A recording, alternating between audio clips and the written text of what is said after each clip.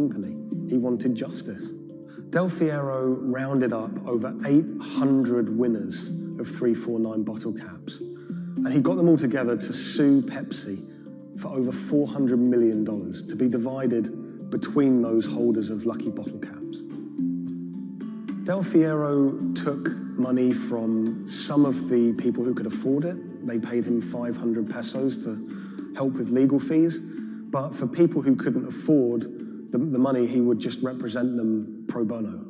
The alliance, they say, is to build up pressure on Pepsi. And so you see people marching in the streets. So we have mounted our own campaign, even in the U.S. He flew to America and he hired two consumer lawyers here in America to take on Pepsi. He had a meeting at Pepsi's headquarters to try and resolve the problem, but he said he wanted to take it all the way to the highest courts in America. When those cases were heard in America, those courts decided that this was a problem that should be heard in the Philippines, not in America. Back in the Philippines, Del Fiero continued his case in the Filipino courts.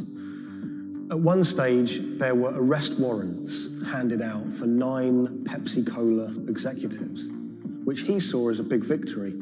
We don't know if those arrest warrants were ever upheld, but it made newspaper headlines across the country. Pepsi did not take kindly to Del Fiero's campaign. They tried everything to shut him down. They sued him for libel. My father had to attend 3 times a month for a branch 145 and another hearing for the branch 113A, also 3 times a month. Also, there was a time my father was hospital due to heart failure. Still, he had to attend the 2 branch hearing. Otherwise, for not attending, the judge will issue warrant of arrest to my father. My father passed away January 13, 2010. After staying for almost 1 year in the hospital, he died of complications due to heart failure. After the death of my father, I was inspired to do the website. PepsiCo will be remembered for what they did to the consumer in the Philippines and to my father. When I reached out to Pepsi for comment for this story, they claimed that they didn't have access to anyone who was working at Pepsi that was around in those days. They also said that during COVID-19, they didn't have access to their documents about this, but you know, they were very careful to say that they were sorry for everything that happened, and we do know that Pepsi did try everything to try and make this right. The Pepsi number fever disaster cost the company millions. We know that they paid up to $10 million in those goodwill payments, but the financial effect could be much greater. After the disaster, we know that Pepsi sales dipped. They were overtaken by Coca-Cola again. Pepsi's number fever disaster changed the legacy of that soft drink in the Philippines forever. Some people of a certain age won't touch it. For many people, Pepsi is a taboo word. A lot of the people that I spoke to were still quite traumatized by their experience, by that experience of winning 1 million pesos, losing it, and then returning to their normal life in poverty in Manila.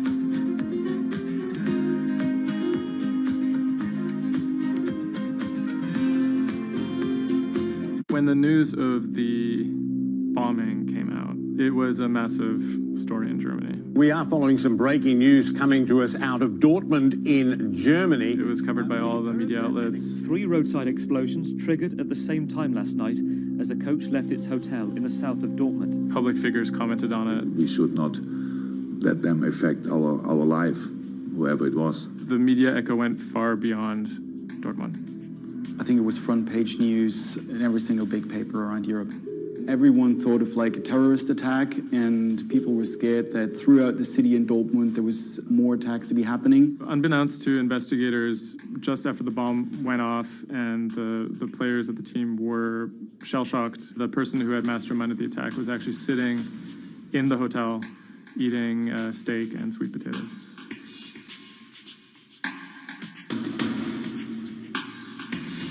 My name is Thomas Rogers. I'm the journalist who wrote the article, The Get-Rich-Quick Scheme That Nearly Killed a German Soccer Team.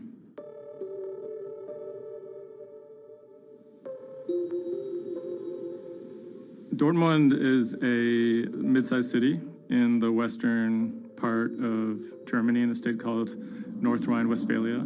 And it's a former industrial city that's kind of fallen on hard times in the last few decades. It was severely bombed in the war, so the center of the city is quite stark. Some of the few high points include its soccer team. My name is Ike Henning. I'm a reporter with Bloomberg News, and I'm a great fan of Borussia Dortmund. Dortmund fans are super loyal. On all match days, the entire city is in black and yellow. It's like a religion. I think more than most German cities, soccer does play a very large role in the identity of Dortmund. In October of 2000, the BVB became the first team in the Bundesliga to actually go public. Salaries for soccer players in the Bundesliga have gone up very dramatically. With such high prices, they thought that by going public, they would be able to compete better with big teams like Bayern Munich. Unfortunately, that didn't go too well. Dortmund bought too many expensive players, high wages, and the club almost went bust in 2005. The price of their shares, it has sometimes gone up, but mostly gone down since they made that decision. So on April 11th, 2017, the team was staying in a hotel on the outskirts of Dortmund. Match days are always special in Dortmund. Everyone is looking forward to it. The team always meets in the same hotel ahead of matches. They stayed in this hotel in order to have a kind of neutral space before games so that they could concentrate, be sort of isolated from distractions, things like that. Everyone was pretty optimistic. They had a chance to go really far, maybe into the finals. I was in the office and getting ready for match day. I was going to meet with a friend, a fellow Dortmund supporter, in a pub. As always, the fans are very excited about matches. On that day, they were heading to play in the quarterfinal against AS Monaco at Signal Iduna Stadium, which is in the center of Dortmund. Shortly before 7 p.m., the players of the team boarded their official team bus. When the bus took off the parking lot of the hotel and turned on the street, there were three detonations, 3 bombs that exploded and hit the bus of Dortmund. 3 explosions occurred close to the Borussia Dortmund team bus. The B team bus had just left the hotel. The explosions destroyed 2 windows in the rear part of the bus. People screamed, people jumped to the ground. The fellow Dortmund fan I was supposed to watch the match with, he called me and said, turn on the TV, there was an attack at the Dortmund bus. And I thought he was like, that was impossible. Some of the players screamed at the driver to keep driving as fast as possible because they were worried that people might storm the bus. German investigators say the explosive devices used in the attack on the Borussia Dortmund bus contained metal pins, and that one had pierced a seat headrest. Unbeknownst to the team members, the actual mastermind behind the attack was, as they were disembarking, the bus was actually eating steak and sweet potatoes at the hotel they had just left. Authorities are attempting to verify a letter left at the scene claiming jihadists were behind the attack. Because there had been a series of attacks by Islamic terrorists in Germany and Europe, there was widespread suspicion in the media that this was another Islamic terror attack. 3 letters were found at the site of the bombing that took credit for the attack on behalf of Islamic State. There were, however, reasons to doubt this particular narrative. Would actually be a surprise if ISIS were actually part of this attack. Possibly could be a ploy by other groups like the far right wing to try and shift the blame. The letters had some strange qualities. They were written in a strange German that used big, sophisticated words, but had basic grammar mistakes, as if someone was native German speaker but pretending to be a foreign person. Federal investigators have detained one man suspected of links to Islamist terrorism, one of 2 suspects whose apartments were raided this morning. Shortly after the bombing, a man in Austria named Rudolf, who was a big BVB fan, he noticed that something strange was going on the stock market related to the team's shares. He emailed the lawyers of BVB, who then forwarded that email on to investigators. The email stated that someone had bought 60,000 BVB put options, a wager that the value of the shares of the team would fall below a certain amount at a certain date. Why would someone buy that ahead of a match and then 3 bombs go off? Something isn't right here. For the person to make money off of that, it required the stock to go down quite a bit in a fairly short period of time. And it wouldn't just be the team losing a match, it would require something much bigger than that. There was another big red flag about this purchase, which is the fact that it had actually been made, number one, on the day of the bombing, but also from an IP address that had been traced to the actual hotel where the bombing had taken place. When 3 explosions targeted the bus carrying the Borussia Dortmund footballers on April the 11th, written notes left at the scene claimed the attack was the work of ISIL. The truth, as is now alleged, is remarkable.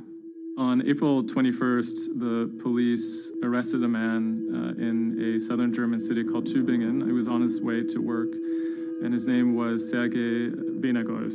He seemed like an unlikely suspect because he had no known connections to the Islamic terror world. He didn't seem like a far-right extremist. He didn't seem like a left-wing extremist either. He seemed to be a completely unremarkable young man. A 28-year-old German-Russian man, named only as Sergei W., stayed in the same hotel as the players on the night before the bombing. He specifically requested an upper room overlooking the bushes where the explosive devices were hidden. The media dissected why he would do that, what was his past. He had been inspired by the 2015 terror attack in Paris. And he noticed that in the aftermath of the attack, the stocks of French companies went down. And he believed that if an attack took place that was directed at a specific company, that the decrease in stock price for that company would be even more dramatic. It never occurred to anyone that someone would do that out of greed. We now know that the suspect bought 3 different derivatives on the Borussia Dortmund shares. With all these derivatives, he bet on falling shares. The suspect bought the majority of these financial products on the 11th of April, the day of the attack. If the plot had been completely successful and the stock had reached a value of 0, Venegold would have made up to 570,000 euros, or the equivalent of about $608,000. Ultimately, the plan completely backfired. The attacker, Sergei Venegold, didn't make any money. In fact, he lost money. In court, he would be extremely quiet. He usually kept his hands clasped together. One of the lawyers actually commented that he had never seen a defendant act so calmly. Venegold had served some time in the German military. From that information and from online research, he was able to figure out how to assemble remote detonated bombs that would do what he hoped to do. There were a few days of extremely emotional testimony, including the soccer players who described doubting whether or not they could ever play another game again. It brought everything back up, and it didn't quite help them to kind of process what was going on. Throughout it all, he sat there completely silent. The big mystery that was swirling around the trial was the question of why. He may have simply done it because he wanted to impress a woman. Rebecca is a young woman who has a very troubled home life. She ultimately sees her relationship with Weinergold as an opportunity to leave that troubled home. Weinergold is a Russian immigrant to Germany. He speaks with an accent. He has anxiety in large groups of Germans. She begins to resent the fact that he has these fears and feels a little bit trapped. Rebecca attempts to dump him on multiple occasions, and he threatens to commit suicide if she leaves him. Weinergold apparently told Rebecca that she would soon be seeing a surprise. After being dumped via text message, he apparently began planning for this attack in earnest. Weinergold was charged with 28 counts of attempted murder, which carried a maximum sentence in Germany of life in prison. He claimed that he had nothing to do with the attack, but as time went on, he admitted that he had actually been the person who had built the explosives and had set them off. But he claimed that he didn't want to actually kill anybody. Ultimately, Weinergold didn't receive the harshest possible sentence. He was given 14 years in prison, but it's still a considerable amount in jail in Germany.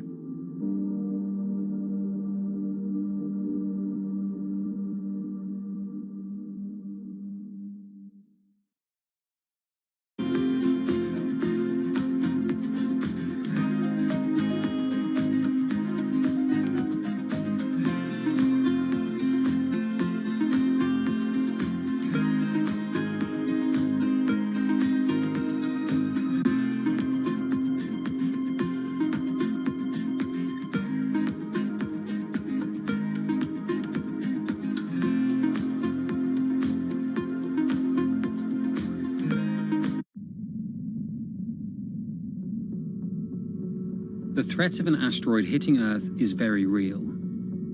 If it's big enough, it's also very final. These are very, very infrequent events. The probability is not zero, though. A blinding flash of light streaking across the sky. About 100 tons of space rock falls on Earth every day.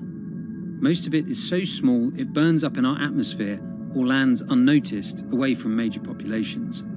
No human in the past 1,000 years is known to have been killed by a meteorite, and according to NASA, no large object is likely to strike the Earth any time in the next several hundred years. However, one thing is certain: we haven't found them all. There are thousands out there, and we don't know where they are.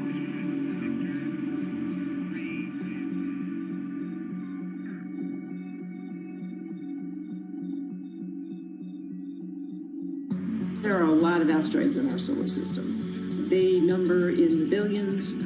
Scientists all over the world are working toward detecting and deflecting the most catastrophic of natural disasters. The race is on to find as many of these objects as we can. We have a way of calculating whether or not an asteroid is potentially dangerous or not. I mean, I think it's something worth investing in. It's our existence at stake, right?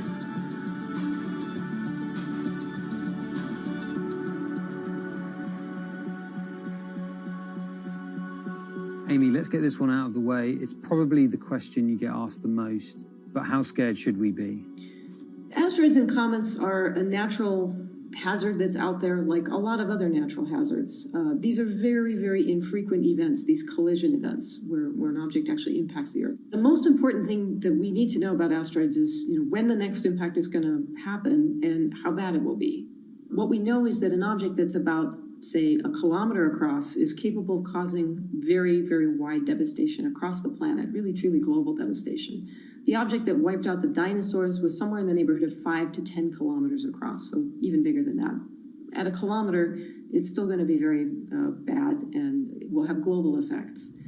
For objects that are capable of causing what I would call sort of regional damage, kind of a large major metropolitan area, a city and its surrounding environment, sort of around 100-ish meters. It depends on the details of the composition and so forth. By the 1980s, NASA was cataloguing near-Earth objects. In 1994, stargazers watched as comet Shoemaker-Levy 9 hit Jupiter. The resulting zone of chaos was estimated to be as large as the Earth, and the event became a turning point in the search for asteroids and comets in our solar system. In 1998, Congress tasked NASA with finding 90% of asteroids and comets 1 kilometer wide or larger. Soon after, Hollywood blockbusters Armageddon and Deep Impact brought attention and fear to the masses. The great news is that the vast majority, more than 90% of all the really large 1 kilometer near-Earth objects have been found. The challenge now is working down to these smaller sizes that are still quite capable of causing a lot of damage, but they're just harder to spot because they're fainter, they're smaller. Can you give us a sense of how many are out there in our solar system? We know that there are a lot of asteroids in our solar system. They number in the billions. Most of them, however, are between Mars and Jupiter in what we call the main asteroid belt. This is a region of space where most of the asteroids in the inner part of our solar system live, and they stay there for many billions of years. There is another population, though, that kind of leaks inward and gets into the region somewhat close to the Earth, and we call these near-Earth objects. We think that there are millions and millions of near-Earth objects that are out there in the total population. As of today, we know of sort of around 25,000, something like that. When we first spot an object, we really know very little about it. We just see something moving across the sky. So all you get is just sort of a handful of snapshots, just enough to be able to tell that this isn't an asteroid that we've already seen before. And then once we can calculate the distance to it, we can now start to make predictions about its true size. Is it large or is it small? So we have a lot of information that we have to get pretty quickly to really understand what's going on. Finding asteroids is just one piece of the puzzle. Planetary scientists are extremely skilled in determining the orbits and speeds of asteroids based on relatively small amounts of data. NASA runs simulations of the trajectories asteroids could take, which is useful but time-consuming. A team of scientists in the Netherlands have found a way that could buy us more time. Our method is very quick. So you can very quickly get an assessment of whether or not the object is dangerous or not. If you look at the classical way of determining the danger of an asteroid, it may take days of computing time on very big machines to determine this hazardousness. The current problem is that there's just too many asteroids out there to spend a huge amount of computational power on all of them. So the neural network allows us to focus on what really could go and pose a hazard to Earth. A neural network is a computing system that mimics the way the human brain operates to find underlying relationships in a set of data. By training the network in this way, you train it in recognizing those objects that are most likely to hit the planet. And once it's trained, you can apply this network to all the unknown asteroids. And then you can make a selection and saying, hey, these are the ones which appear to be having orbits similar to the ones which we know are hitting the planet. That doesn't mean that they do, but it only means that they look very similar to the ones we know they do. What else did you find? Should we be particularly concerned about anything? One thing that we did find is that our neural network was able to go and identify a handful of asteroids which weren't considered potentially hazardous, that when we went and integrated them forward in time, they came quite close to Earth. We find a handful which were not detected before or not considered being dangerous before, and we think they are potentially dangerous. It's very hard to simulate kind of going forward in time an asteroid that's going to hit Earth because, well, the Earth is really small. And space is really big, and then you have to have very exact parameters to shoot an asteroid that goes and hits exactly Earth. And then Simon had the ingenious idea of not even trying to do that and just launching the asteroids from Earth's surface and integrating backwards in time. It's very hard to make it hit. So you need a lot of calculations which all end up in nothing. And the idea was then like, well, let's not do that. This is basically what NASA is doing. NASA is taking an asteroid, making multiple copies of them, shooting them all forwards in time, calculating their orbits, and then see what fraction sort of gets close to Earth. Not even hitting Earth, but getting close to Earth. And that they call it a potential impactor. So you calculate the solar system forwards in time for, let's say, 1,000 years. And then you launch asteroids from the surface as if you go forwards in time, would fall on the surface. You calculate them backwards to today, and then you get your orbital parameters of today's asteroids, which you know will land on the planet. And those you can use as known impactors and compare with all the other asteroids in the solar system. Can simulations and AI, can those things fill in the gaps where perhaps telescopes and other imaging tools can't? Absolutely. Since the observations get more complex, the physics gets more complex. And if the physics get more complex, the mathematics becomes more complex. And at some point, you can't solve your problems analytically anymore. And then this is where the computer comes in. Now we have this trained neural network. We have a way of calculating in a fraction of a second whether or not an asteroid is potentially dangerous or not, and therefore deserves more attention or more time to spend on for really finding out if it is dangerous. When it comes to hunting asteroids, time is critical. What we can do about a potentially hazardous object depends a great deal on what we know about it and how much time we have before the encounter. We'd really like to find them when they're decades away, because the more time you have, the more options you have, and the less energy it takes to move an object aside. It also means we might not have to resort to launching a nuclear warhead at an asteroid. Until recently, pretty much our only choice. That's an option of last resort, in my opinion, yes. We have lots of options available. You can just simply bump into the object and just nudge it out of the way. That's one possibility, and that's kind of, in a way, sort of the simplest thing to think about, just nudging it off its path a little bit with, a massive object, a spacecraft, let's say. It's kind of like bowling, if you will. If you have a long time or a long stretch of runway in the lane, just a very small twist on the bowling ball will make a big change in where it ultimately ends up. Another option would be something where you take a very big, massive spacecraft and you park it next to the object and you use the force of gravity as a towing rig. That takes longer, though, and you need to be able to send a pretty massive spacecraft, and it obviously depends a lot on how big the asteroid is. Other options start to get more and more complicated, and they range from painting one side of the object a white color and painting the other side dark, and then letting the pressure of light sort of perturb its orbit. In a departure from the lab and computer simulations, NASA has real plans to rehearse kinetic impact deflection. In 2021, the agency will launch DART, the Double Asteroid Redirection Test mission, which will intercept a 160-meter asteroid in 2022. Better to practice now before we have to deal with an actual threat. In the meantime, discovering asteroids is our best bet. Thousands of scientists and amateur astronomers around the world make up an informal network that survey the heavens. But that may not be enough. NASA wants more resources to map our solar system and better technology. We need to ramp up our network of sensors, and also we need to just continue to strengthen our network of international observers so that we can get follow-up, because we find these objects when they're distributed all over the night sky. Once we get more observations, we get better data, we can make better predictions. If you look at the big impactors we have had in the last, let's say, 20 years, or maybe 30 years, or 50 years, most of them we haven't seen coming. So the real danger, I think, comes from the objects we don't know about, and not from the objects we do know about. This particular natural disaster, like a lot of natural disasters and like climate change, is a problem of the global commons. So the thing that we risk collectively is that it sort of then becomes nobody's problem, and nobody takes ownership over it. Asteroids are all over the sky. They just truly cross boundaries and borders with a second's notice. I kind of imagine in the future maybe lots of small satellites around the Earth that are always going and looking outward. I mean, I think it's something worth investing in. It's our existence at stake, right?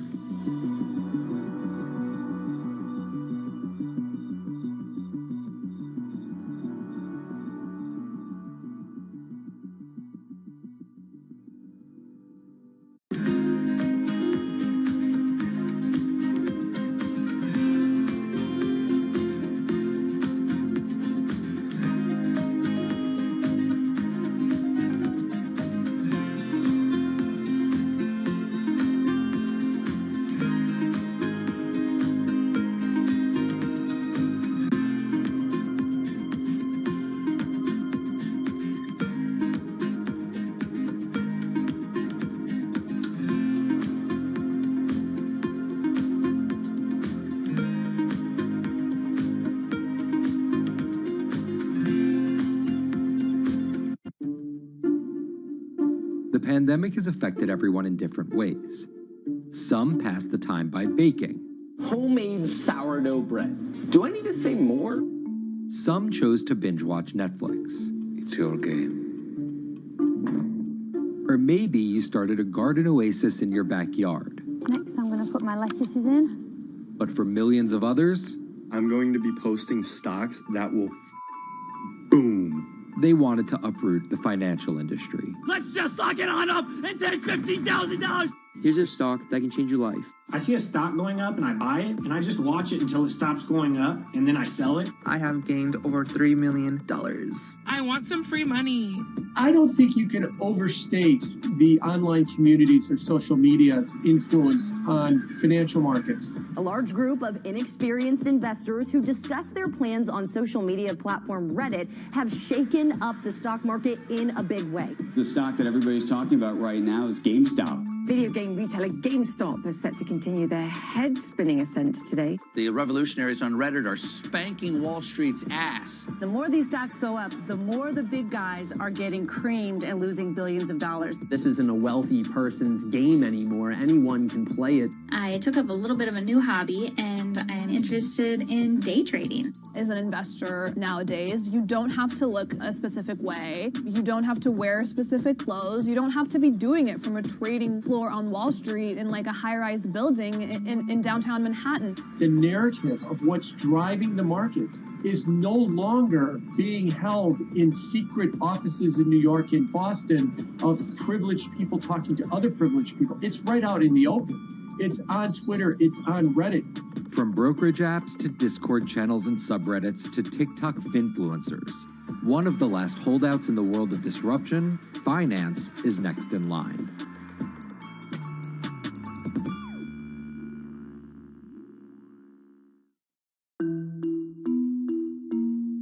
Investing should be as ubiquitous as shopping online. That's Vlad Tenev, the CEO of Robinhood, the online brokerage app, talking about how he wants his app to disrupt the world of stock trading like Amazon disrupted the world of home shopping.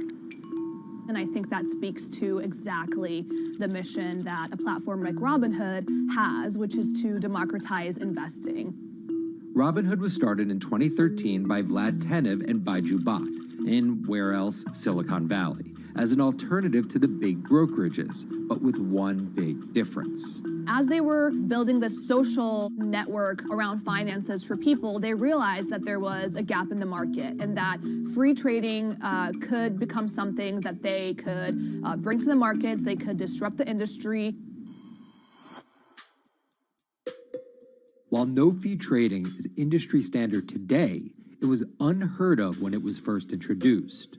The online brokerage industry was really innovative when they came on the scene 10, 15 years ago, but they kind of stopped innovating where you haven't seen those commissions come down beyond $5 or $6 or $7. Robinhood think that by offering zero commission that they're going to push people onto this platform. And on top of no-fee trading, the customers Robinhood was courting have been long overlooked in the world of finance. So the typical customer of a Charles Schwab, for example, is putting a lot more money in that brokerage account than the typical customer at Robinhood. Even today, with all of its popularity, the median account size is about $240. There's Fidelities in the Schwabs and the E-Trades of the world. They look down their nose at those kind of accounts. I don't want a $1,000 account. They're just a headache. I want a $100,000 account. And this is key here, right? Because the thing about Robinhood that's different than every other single brokerage platform is how easy it is to use. The design of the Robinhood app really has in mind a user who might be coming at this absolutely cold. The fonts are very well sized, the shapes, the colors, all of that is something that the founders of Robinhood paid really close attention to. And by creating an interface that catered to a newer investor, they were able to gather a pretty healthy group of customers. And by 2019, they had about 10 million customers. Those 10 million customers were a huge success story for Robinhood, but no one could have predicted its explosion after the arrival of COVID-19. Remain indoors to the greatest extent and 100% of the non-essential workforce must stay home. What we saw when the pandemic hit was the growth of Robinhood users absolutely turbocharged. And oddly, you saw this surge in interest in stock trading. Then they saw the absolute surge in 2020 in customer growth. And now, by many accounts, they have more than 20 million customers, which is pretty extraordinary. So the next step for them is to figure out how to monetize those users and how, even with their small account sizes, to get them to grow with the company and, as it releases more products, come along with them.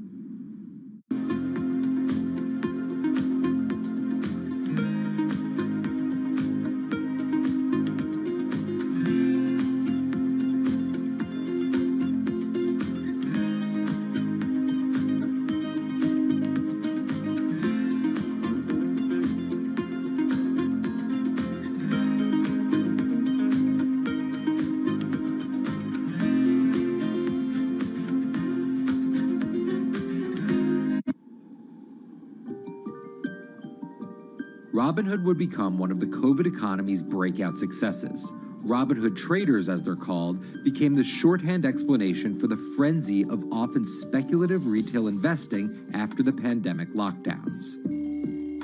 Kids wake up in the morning, they go on Robinhood. They're, in the shower, they check Robinhood. Kids are learning how the stock market works at 18 while they're at school, checking their phones in between classes because notifications pop up telling them what their stocks are doing that day. With these new tools, millennials and Gen Z are investing in the market in ways their parents could have never even dreamt of. That is sort of key when we talk about the divide between older and younger generations, is that the younger generation is exposed to so much more information and tools at their disposal to do what they want in the market. The older generations, you never had the technology or the cost structure that you could play the markets like you can today. So you were stuck with giving your money to a professional investor and paying them a fee to do it. When I speak to young kids, they tell me, I'm making mistakes, I'm losing money. I'm not a perfect investor, but I'm 18, and by the time I'm 30, which will be, 10 years from now, I'm gonna have interacted with the markets for a decade. And so it's a learning experience more so than anything else. And you can look at it and you can say, wow, that's risk-taking, that's dumb, but if you could possibly shave 10, 20 years off your working life versus adding 5 years, I don't think you can fault people for that. But Robinhood is only part of the puzzle. Sure, you can trade on it, but without research, information, and data, you're just blindly throwing darts at different stocks and hoping to strike it rich. Wall Street forever has always run on what we now call narratives or memes. People telling rumors to each other have been around for 100 years.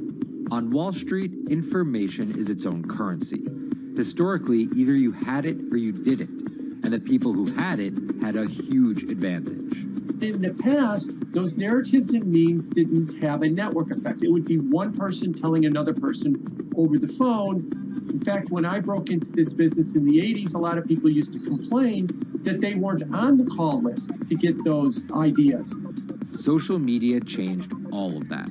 Fast forward to 2021, that's being done on the internet now. And that's being done on Discord and Twitter and StockTwits and Reddit.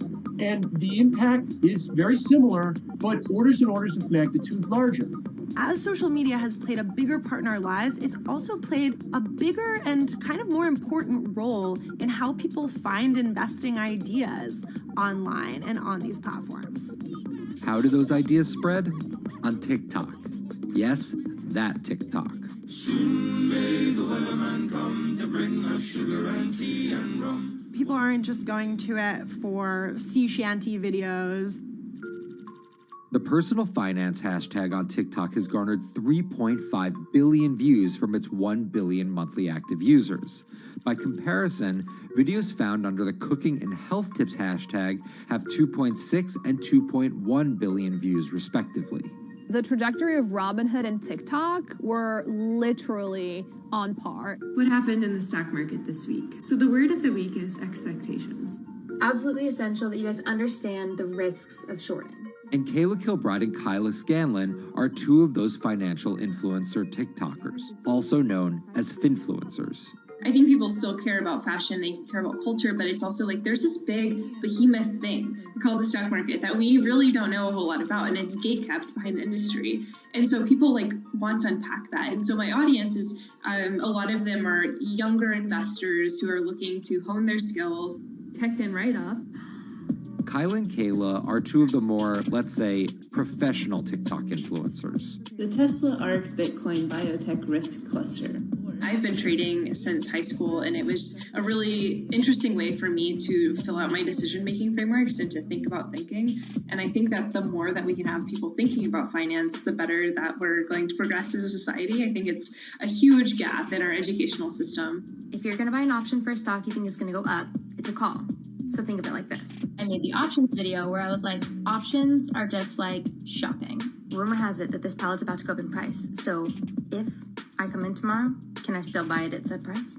And a ton of women just like attacked that video and were like, you explain things so much better than my boyfriend or my professor, or like I could sit and listen to you all day. And I was like, this is what I was looking for. But TikTok's algorithm does not reward calm and measured videos about responsible investing. It rewards this. Watch this video for 30 seconds and you'll be rich for the rest of your life. I try not to say the A word, the ALGO word, because TikTok listens to us. The algorithm does impact how you feel. You know, you do notice which videos do better versus which videos do worse. How do you catch someone's attention in less than 60 seconds? And how do you make it something that they're like, I need this in my life? Nearly impossible to do that in 60 seconds. But the people who perfect it are the people that you're going to watch and going to stick around. And where people are sticking around? Reddit. And its nearly countless subreddits about finance. And by far the biggest one of those is Wall Street Bets. There's a lot of social media platforms out there, but Reddit is like the social media platform for finance. Places like Wall Street Bets is where it all goes down. Started in January 2012, it wasn't long before Wall Street Bets adopted a 4chan-like etiquette, leading to their tagline, like 4chan found a Bloomberg terminal. We had all these unexplained stock moves, and we would be grasping for why stock XYZ jumped 20% in a day. And you would look at Wall Street Bets, and you would see people there talking about buying options in that stock, and it sort of, squared the circle, so to speak, and started making sense. And it was at that point that it was like, wow, we have to start paying attention to this. Some people on the platform really spend tons of time, and others are just looking for entertainment and to have a little bit of fun, effectively gambling or looking for an outlet, trying to make a little bit of money. Then on top of all of that, there were stimulus checks. Now clearly this money is going to people who need to use that to eat, to live, but there's a lot of people who use this money to invest in the stock market. And it's not just stock tips. People quote-unquote YOLO their entire life savings or stimulus checks on a single stock. They post what is called gain and loss porn, screen-grabbing staggering hits and misses on stocks for the entire community to see. I'm about to lose everything. And while some of the people on Wall Street Bets are novice investors, the community contains multitudes. In one respect, what it did show us among these network groups is they are very sophisticated. They're not a bunch of ignorant people talking to other ignorant people. And this is where the pieces of the puzzle all come together to wreak havoc on Wall Street for a solid week in early 2021. It's pretty clear that the combination of more people having retail brokerage accounts and trading apps and more people being stuck at home looking for some kind of entertainment and some kind of community online came together in this very singular way. What came together is GameStop. Let's go back to the beginnings of what happened with GameStop a couple of years ago. On the boards like Reddit and StockTwist, a lot of people were talking about GameStop as being attractive value. Some of them are even, Wall Street alums who left the industry and now still have access to tools that they can use to improve their financial well-being and make very good decisions. And I think Roaring Kitty is a perfect example of that. GameStop is one of the most compelling asymmetric opportunities in the market today. Really, I don't understand how you could disagree with that. At the same time that this crowd was talking it up, the hedge fund institutional crowd didn't like this stock at all, and it had the largest short interest of any stock in the New York Stock Exchange going into late 2020. Short selling is a bet that a stock price will fall, and it's a fairly simple concept. An investor borrows a stock and then sells it. The investor is betting on buying the stock back later for a lower price before returning it to the original owner, pocketing the price difference. What a short seller would tell you is that they almost act as a policeman in financial markets, or they're at least looking for companies that aren't what they say they are. And that can range anywhere from an outright fraud that some short sellers try to expose to just a company that's not worth as much as investors think it is. The problem is, if the stock price rises, the short seller has to come up with the money to buy the stock back. And the more it rises, the more it costs.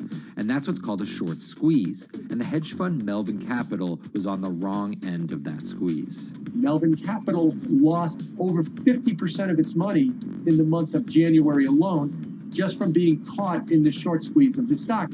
This is where the disruption comes in. One of the most wild stories you're ever going to see. GameStop shares absolutely going nuts. In less than a year, the company's stock has jumped from less than $3 a share to almost $350. Cheers, everybody! Roaring Kitty has turned $50,000 or so investment into some $14 million. Whoa! Investors all over social media use the free trading app Robinhood to wreak havoc on Wall Street. They're actually piling on into some of these stocks to really hurt the professional short sellers. And they all used Reddit, Twitter, TikTok, and Discord to tell one another to keep buying and, quote, hold the line and not sell GameStop. People are getting cheerleaded for jumping in, buying at the highs. They're saying, keep going. And it was working too, until Thursday morning, the trading app Robinhood sent out this tweet. In light of current market volatility, we are restricting transactions, including GameStop. People were really angry.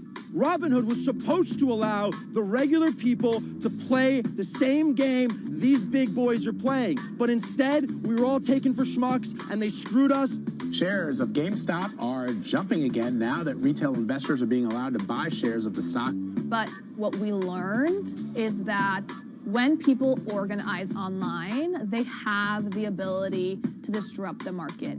And it was a big sign. The ivory walls of the institution aren't as powerful as maybe the institutions thought them to be. I don't know if pumping up GameStop was the best use of billions of dollars, but I think that as a signal to society, it was pretty interesting and powerful. The GameStop saga was so impactful that both Vlad Tenev and Roaring Kitty were called in to testify before Congress to clarify each of their roles in the saga.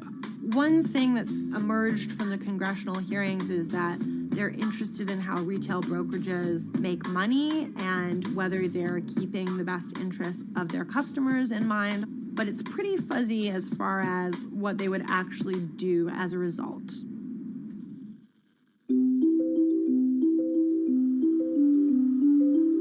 While the frenzy around GameStop eventually subsided, it didn't take long for retail investors to find other areas to invest their money.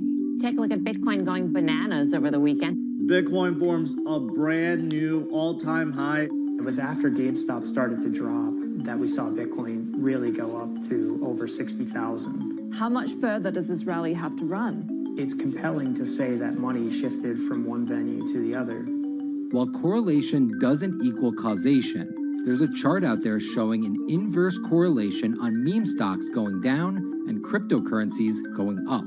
There's definitely an aspect where people are making money on stocks and then moving, they're agnostic, they're not hedge funds. They can invest wherever the hell they want. It's a classic sort of momentum trade. They're going to wherever the winners are and they're willing to jump on and, ride it. So whether it's meme stocks like GameStop Meme coins like Dogecoin, or entirely new ways to invest in art like NFTs, the new kind of retail investor is making its presence known.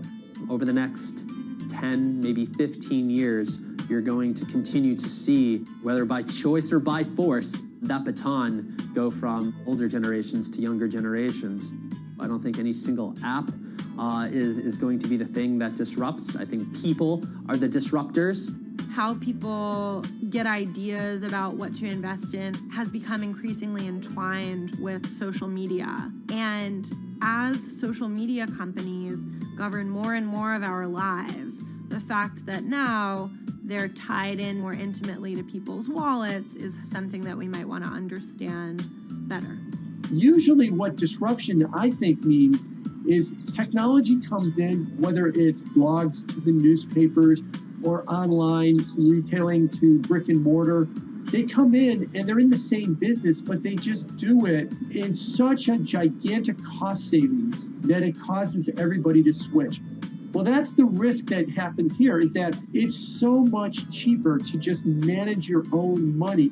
We're not there yet, but costs and conveniences are moving in that direction. So I'd say, Wall Street, you haven't been disrupted yet, but you could be in the coming years, and that the final chapter on this story hasn't been written.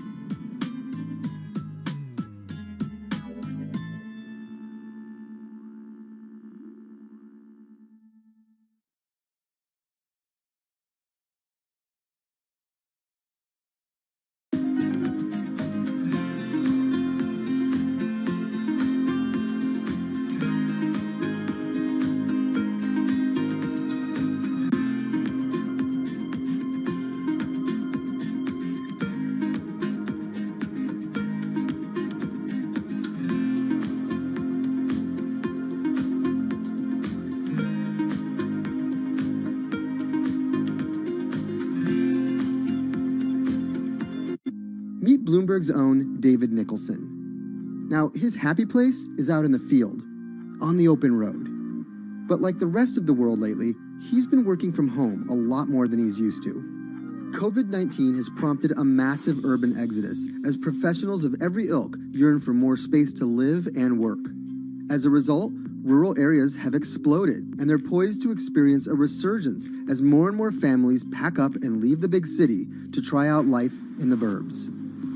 But there's one problem with that. Not all internet speeds are created equal. Anyone who might need to upload or download large files for a living may not want to pack up and move to that cabin in the woods just yet.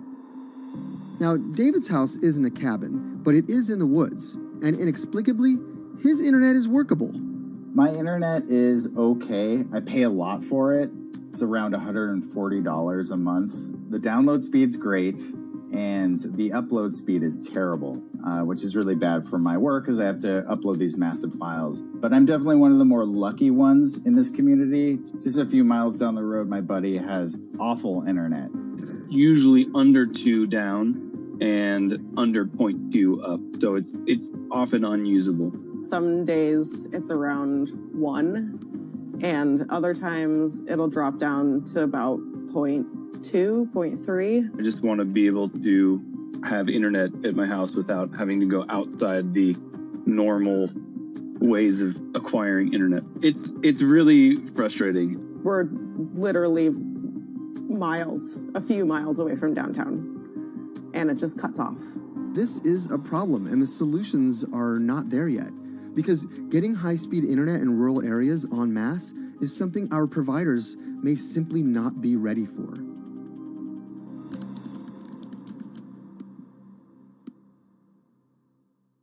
If your internet service doesn't have fast download and upload speeds, then you don't have high-speed harmony. You have. Americans on average pay about $70 a month for internet at home. But in rural areas, it could cost a lot more for a lot less service. So the pricing for a fixed wireless provider here can be something between $80 and $150 for about 25 megabits per second. However, gigabit service, which is 1,000 megabits per second and symmetrical, is running at about $119 a month or $130 a month. That's John Paul. He co-owns Spiral Fiber, an internet service provider here in Nevada County, California. And for the past 10 years, he's been trying to bring an affordable fiber optic network to town. It all started when he applied to be part of the pilot program for Google's fiber service.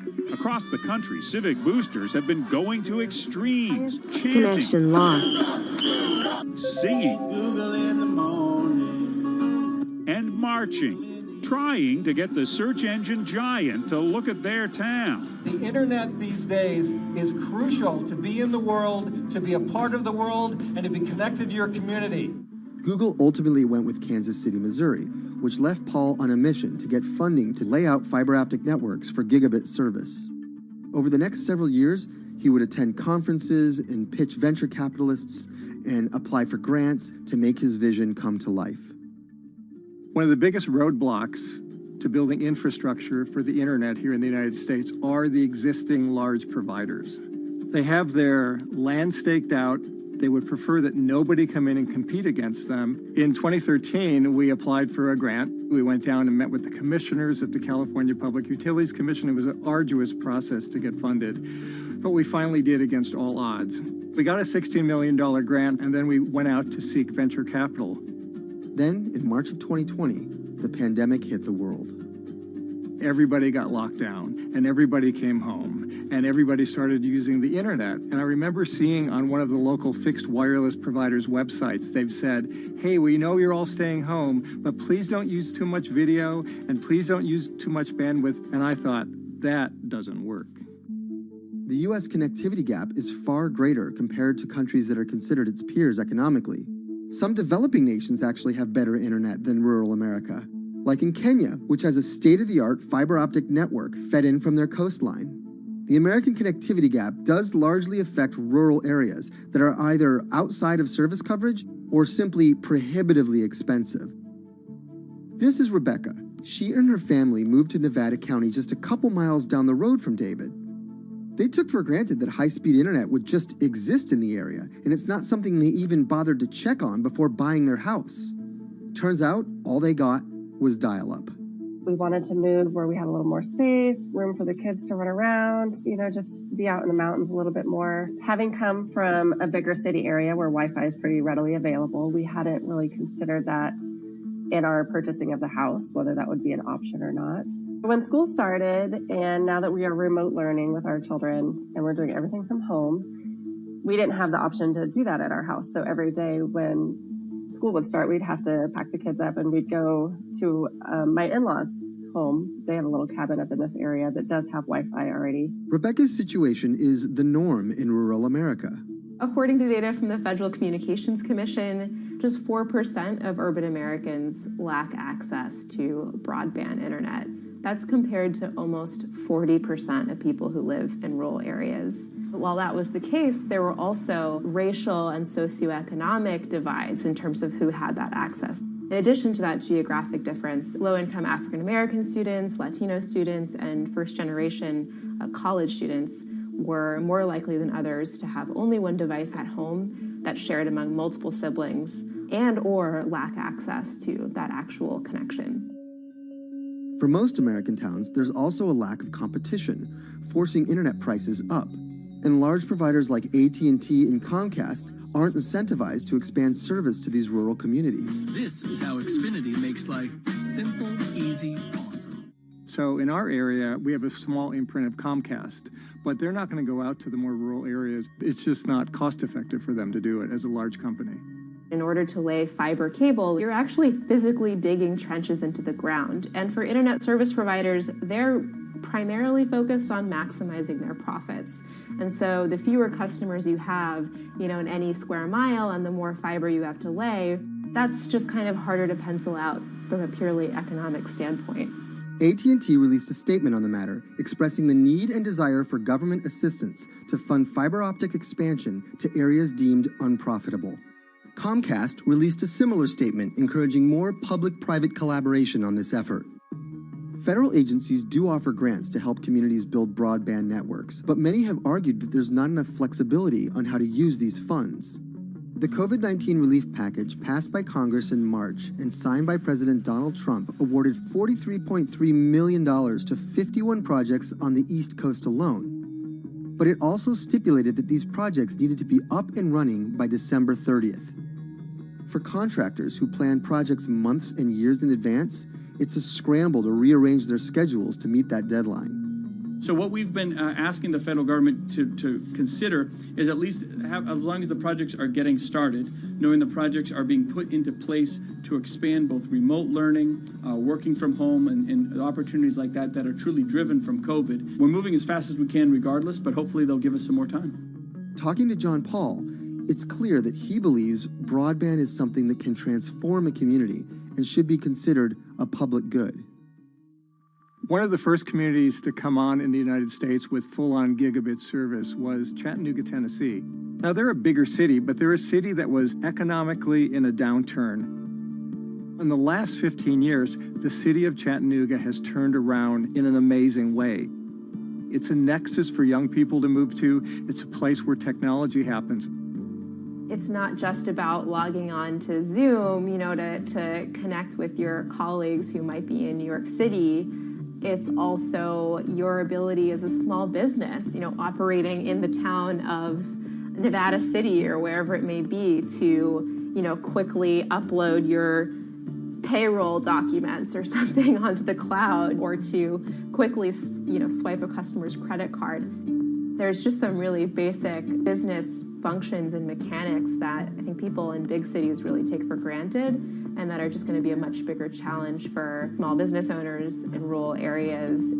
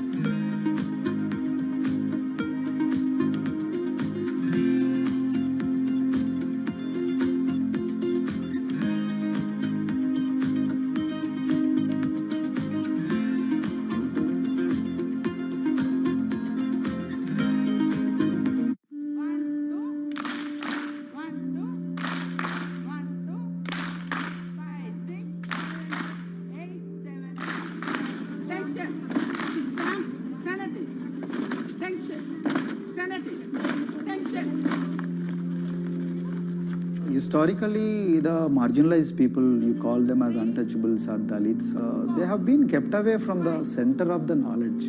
Once you are born into a caste, it is very difficult for you to grow beyond that. You are stuck in that identity.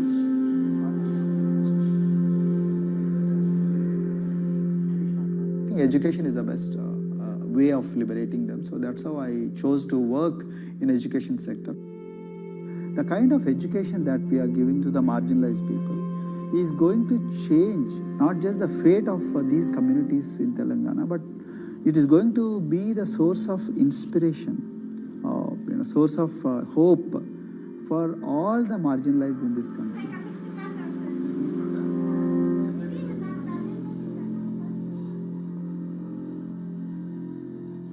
Greatest flight in India is the system of caste. For generations of Indians, the social code known as the caste system has defined how people earn a living and whom they marry. Although outlawed 7 decades ago, castes remain a significant factor in deciding everything, from family ties and cultural traditions to educational and economic opportunities. Dalits, people who are on the lowest rung of the caste system, constitute almost 1/5 of India's population of 1.3 billion. Not able to afford the high tuition of private schools, many are forced to attend government-funded institutions, which in the past have suffered from poor infrastructure, lower education standards, and high student-to-teacher ratios. But Dr. Praveen Kumar is trying to change that.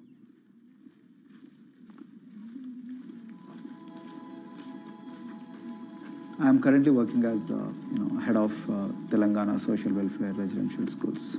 So totally above 400 schools I manage. These are all residential schools for the students who are historically marginalized but talented and then poor. My friend also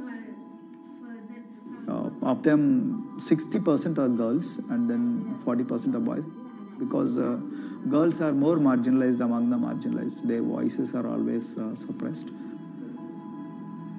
My approach to improve the conditions in the schools has been put your eyes and ears on the ground always. Talk to the parents, talk to the teachers, talk to the students, stay in the schools and then understand their problems, their challenges, both in classrooms and then the corridors and the dorms. Then go to the dining halls and see what kind of food they are eating, and then go to their homes and then what kind of food they are getting and what kind of challenges the parents have. Very good. 9th class. One of the important changes that I brought in after I took over was to complete the transformation of mother tongue to English medium, because English medium, as I said, English is the language of emancipation, and language that connects you to the whole body of knowledge in the world.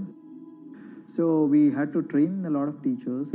refer to the dictionary also, okay, and find out the new meanings, as well as you're going to describe about. Hey, Ruchita, how are you?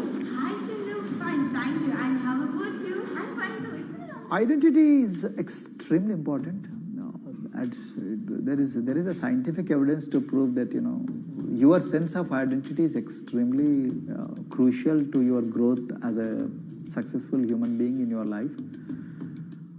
If you accept an identity which is very humiliating, which reminds you of very painful past, I think that identity will not help you to grow. I'm not saying that you should forget your past. I'm not saying that, but that should not be in the bubble in which you must live always.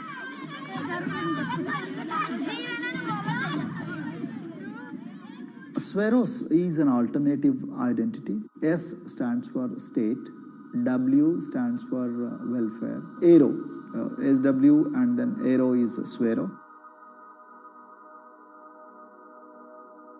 So the idea is your dreams have to be skybound. So that is what we are trying to achieve by changing the identities. Like, you say, I'm a Swero and I aim to be a doctor. I am a Swero, I aim to be a top-notch engineer. I am a Swero, I aim to be a top bureaucrat of this country. I'm a Swero, I want to be a very good actor or a musician in this world. So these are the positive images that are associated with identity.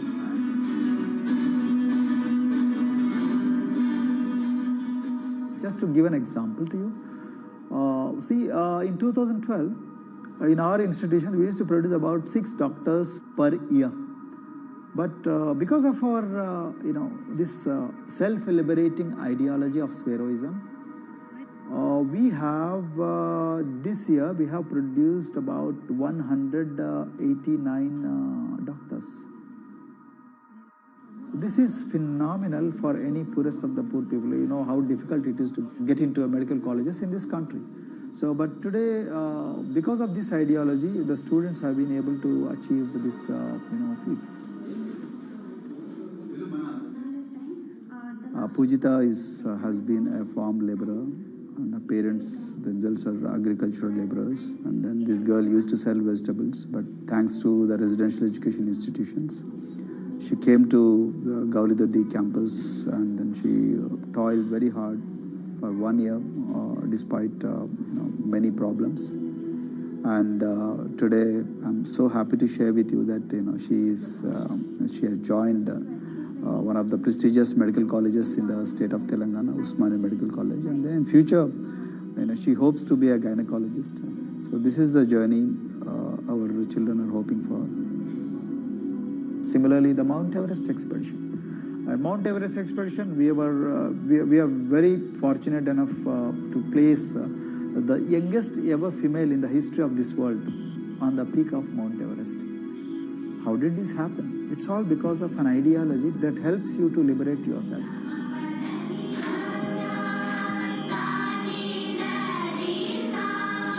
We got a lot of extracurricular activities and most of them got institutionalized now. So for example, music. Similarly, the games. We have so many coaching academy. We have boxing academy, we have wrestling academy, we have handball academy. So we have, kabaddi, the traditional Indian sport. We have golf. We have introduced the golf also. Like golf is generally played by so-called rich people, but today even poorest of the poor people also are being trained in golf in our schools. Wow. So our intention has been to give all 360 degrees, type of opportunities to the students, so that whoever is interested in whatever activity, they can go and then do it. Break the barriers, break the fence, at least mentally, because poor people have been programmed to be victims, programmed to be subjugated, programmed to be on the margins, always, programmed to feel inferior. We wanted to change all that. There are certain games which are exclusive to rich people. There are certain languages which are exclusive to middle class and upper middle class in this country. To put it in one word, the sole aim of introducing all these co-curricular activities is to break the stereotypes which are recklessly imposed on these people. Their stereotypes Dr. Kumar knows all too well. Born a Dalit, his grandparents were labourers and access to the village well was restricted. Dr. Kumar credits his parents' belief in the power of education with helping him realise his aspirations. He went on to join the Indian Police Service, attended Harvard University, and then began pursuing educational reforms back home. I attribute whatever I am today, it's to my mother primarily. They educated me in the village, although there were no good schools. So then I stayed in social welfare hostels, the hostels which are managed by government for the poorest of the poor kids. I passed with reasonably good grades. Then I went to university and then I faced worst form of discrimination in the universities. Like there were, in those days I'm talking about, so the bathrooms and the toilets were exclusively meant for scheduled castes and scheduled tribes. We used to fight discrimination on one hand and then again, try to excel in academics, day in and day out. So that's how I came to education, because I deeply believe that education is the only important weapon that can really, place the poorest of the poor people from a very victimhood orbit to a prosperous orbit. I think in future, this is going to be a game changer for the marginalized in this country.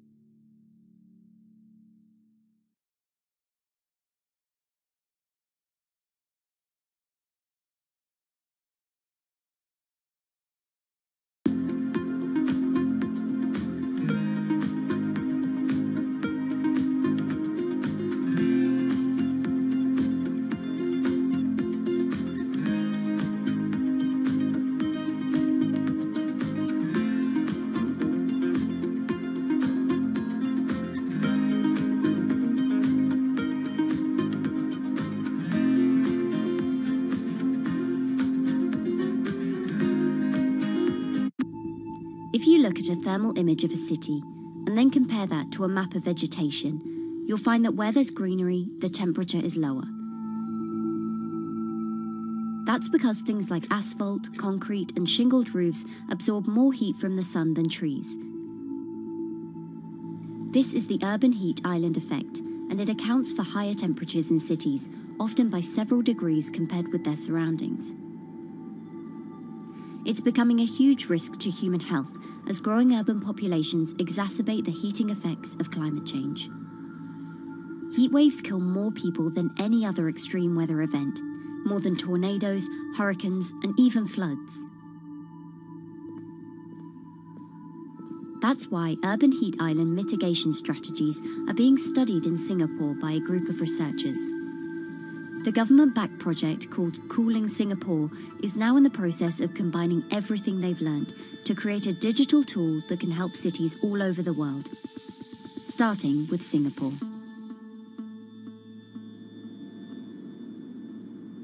In Singapore, close to the equator, temperatures regularly rise above 32 degrees Celsius or 90 degrees Fahrenheit. And the city structures only make it worse. And that is also the case for Singapore, which is basically a concrete jungle, more urbanized, more developed city. And even in Singapore, what you have is a situation whereby there's a temperature difference of 7 degrees Celsius between the more urbanized and the more rural areas. The government has taken drastic steps to keep temperatures down. This is Gardens by the Bay, an award-winning park. And inside this greenhouse is a pleasant 24 degrees. That's because the dome, along with 24 nearby towers full of thousands of people, is chilled by what's probably the world's largest underground district cooling system. It uses a large central plant that cools water and then pipes it into banks, residential towers, an exhibition centre, shopping malls, and the city's iconic Marina Bay Sands hotel and casino complex. So one of the biggest perks of using this system for the buildings is that they can save 40% in terms of electricity usage compared to your traditional air conditioners. And with Singapore relying on natural gas for most of its power, this new system means emission savings equivalent to removing 10,000 cars from the city's roads. That has big implications for the rest of the world. If things stay as they are, more than a third of the world's electricity could end up being used to cool buildings and vehicles by 2050. As the world gets hotter, gets warmer, there is a greater need for air conditioning and as well as refrigerators, for instance. And the more people are buying these household appliances, the more energy usage they use, and they release heat more, and that then exacerbates climate change. It's a vicious circle. And so since 2017, researchers at Cooling Singapore have been identifying design solutions that reduce our need for so much cool air in the first place. One thing many cities have in common, and that's the importance of vegetation. That's a very important measure to mitigate the urban heat because of the shading effect, of course, and the psychological effects of the vegetation, and also because of the possible evaporative cooling effect of the vegetation. Vegetation can be, of course, on the ground floor in form of trees and shrubs, and you can walk under them. This is the so-called canopy layer that the vegetation forms above us. But vegetation can also go up the facades of buildings, and it can go to the roof of the buildings. Luckily, Singapore has been striving for the Garden City feel for quite some time. It was a vision initially introduced by then Prime Minister Lee Kuan Yew in 1967 to make life more pleasant for people. And today, Singapore is one of the world's greenest cities in terms of urban vegetation. Kampung Admiralty, a community centre that contains health facilities and social spaces, now provides more green space than the plot of land it was originally built on. It's topped by a roofscape of staggered terraces covered in local plants, which functions as a community park. And a village green in the centre that contains farm plots for residents to tend to. Park Royal on Pickering was designed as a hotel in a garden that doubled the green growing potential of its site. There's now 15,000 metres of sky gardens, reflecting pools, waterfalls, planted terraces and green walls. And the government has big plans as well. Singapore actually has a plan to plant 1 million trees and add more green spaces over the next 10 years. It is actually a mix of wanting to reduce the urban heat island effect, but on the other hand is also to get the people to be more connected to nature. But it's not enough. The city-state has still been warming twice as quickly as the world average over the past 6 decades. That's why Cooling Singapore has developed a catalogue of other potential heat mitigation measures. When you try to mitigate the urban heat island effect in a city or in any building, in a village as well, the first place to start is by shading of the windows. You have to keep areas clear so that the wind can move through it. Water of a certain depth can act as a very good thermal buffer. If you have to construct heavy buildings such as high-rises, at least you can make the surface, the facade, less heavy, and you can protect it from direct sun penetration. We have to make sure that no combustion engines will be in the city in the middle, in the medium to long-term range. So ideally, the electricity production is outside of the city, and you bring just the clean electricity into the city. You can at least minimize the use of energy in the city, and you can start to slowly convert the roofs, the facades of the city into production areas for renewable energy. In Singapore, unfortunately, this is a limited option, but in the long run, it could produce up to 20-25% of the energy, of the electricity needed in Singapore, if all the roofs and the areas in the buildings, on the facades would be used to do that. With so many different ideas, Cooling Singapore is also designing a virtual model of the city to test them out. It's called a Digital Urban Climate Twin, or DUCT, that will calculate how each element of the city's design will impact the urban heat island effect. That means we model not only the geometry of the buildings digitally, but also we model the transportation, the insulation, the temperature, the radiation coming from the sun, the weather, the local climate, the even very, very microclimate of the city, the water, the movement of people in the city. We can invent scenarios, we can design scenarios, test them before we actually build them, and if they test very well and we are sure that they will function, then we can start to build them and put them into reality.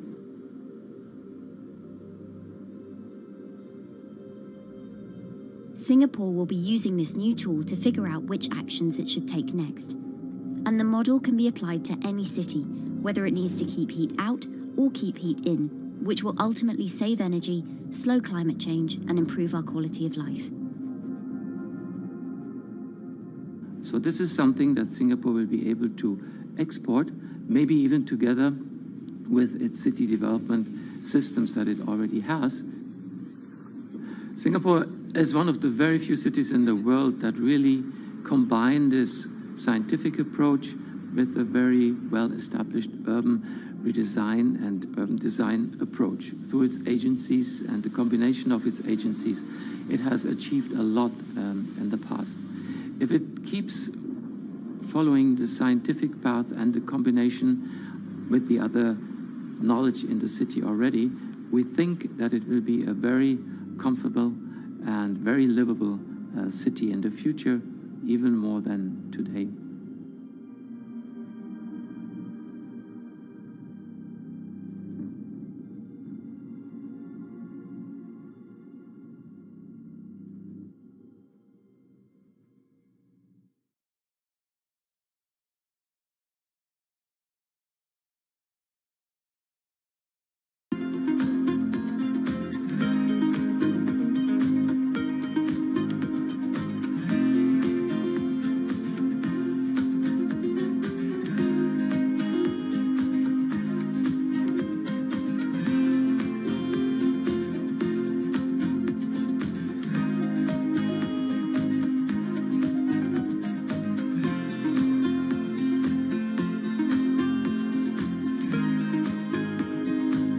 Times are tough. Jobs are scarce. It's risky to be outside and around others. Seems like there's very few ways to make extra money during a pandemic. So I guess I'll just hunker down and binge social media until this all blows over. Wait, don't these people make money? How do these people make money?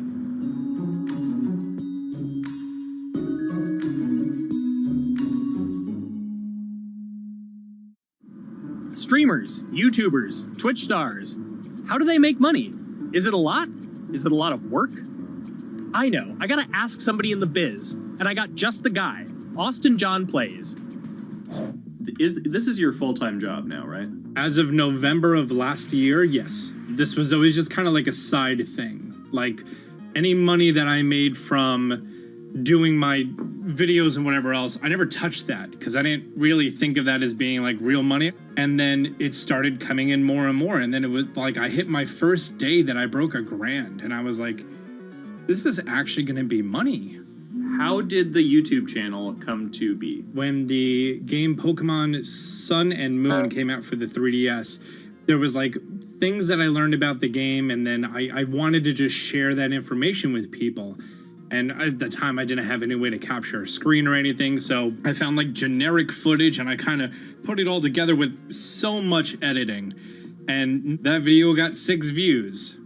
And then 2 days later, I made another one. And that one got 12 views. And then I just started pumping out more and more content, and people were like, this guy knows what he's talking about. It really just started building on top of itself, and then it was like, my channel really focuses on tips and tricks. So I play a straight 18 hours, and I'll finish the game or get to about the 40-hour mark, and then I'll make my first video. While I'm going through, I have a giant notepad and just scribbles everywhere, and I make these notes of like the things that stumped me, so I know the things that may stump other people.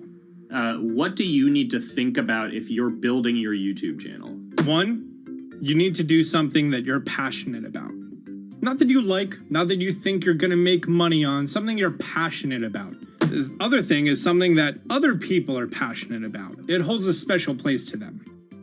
And third is, it needs to be something that people are gonna seek out information on. In order to enter into the marketplace, you either need to be better than everyone else, you either need to be faster than everyone else, or you need to be more accessible than everyone else.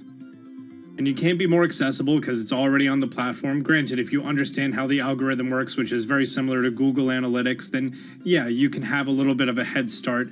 But if you're not doing it faster, and if you're not doing it better than everyone else, then why should anyone watch your channel?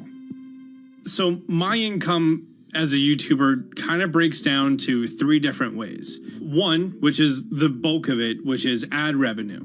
Whenever you go and you watch a video and then there's an ad and then you wait 5 seconds and you hit the bottom right corner and then you go on to the next video, or a non-skippable ad, or the video starts immediately, you get the little banner ad at the bottom, or if you scroll down from the video, the first thing that shows there is an ad. Those are the 4 different types of ads that can appear on every single YouTube video. And all of them pay a certain amount. It varies on lots of things, like the country of the person who posts it, the country of the person who watches it, the time of year, where you are in the quarter, if there's anything going on with a reduction in ad revenue. Like, great example, COVID-19, companies weren't spending as much on advertising. So because of that, CPM went down. CPM stands for click per thousand. I'm using the Roman numeral for 1,000. And that means that for every 1,000 views, you get a certain amount of money. Now, on low ads, when I first started off, my CPM was 30 cents. So every 1,000 views, I made 30 cents. But then once I signed with an MCN and I started making more quality content and more engaging content, some of my better videos and certain times of the year, I can see CPMs as high as $12 to $14. And there's a big fluctuation between, you know, if I post a video when there's no ads being spent, like January and February, that's the reason a lot of your favorite YouTubers and also TV shows don't post new videos in that time of year because ad rates are down. Why are they going to make content then? Instead, you're recording and you're bulking up for when ad revenue is higher.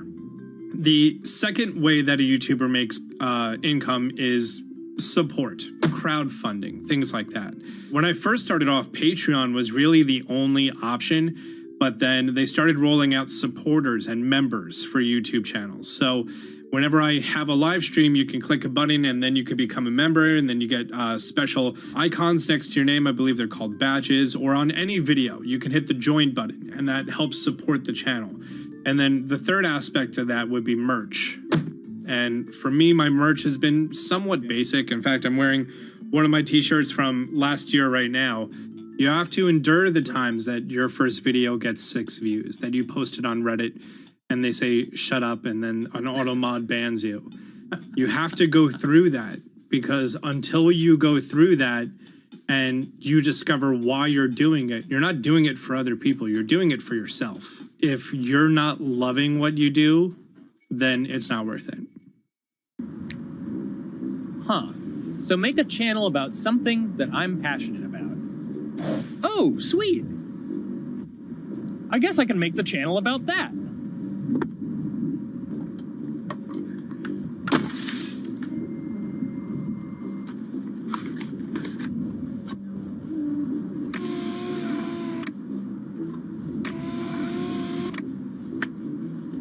Now, how do I grow an audience? How do I get popular? It's all about diversification, right? You have to have a massive Twitter following. You have to have a massive Instagram following. You have to have a massive YouTube following.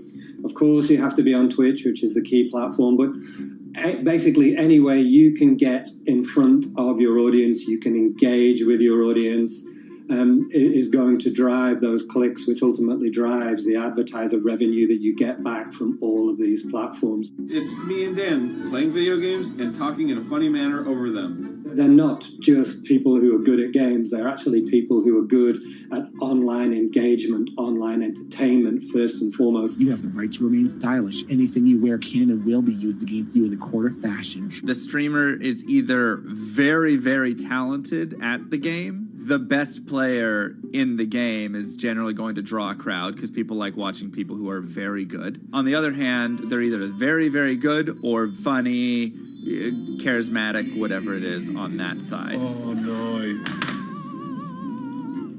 You know, it becomes more of a show where they talk about other things outside of the gaming world, and gaming becomes really just a backdrop and an excuse to engage with that audience. There were those weird, like, Ronald McDonald, like, straight to VHS movies. You remember those? I'm personable, I'm chatty. I would kind of, when boring things were happening in the game, I would ramble on about, movies I'd watched or books I'd read and, or conversations I'd had and stuff like that. And so I think being personable was a big part of that. It's not just getting on and playing games.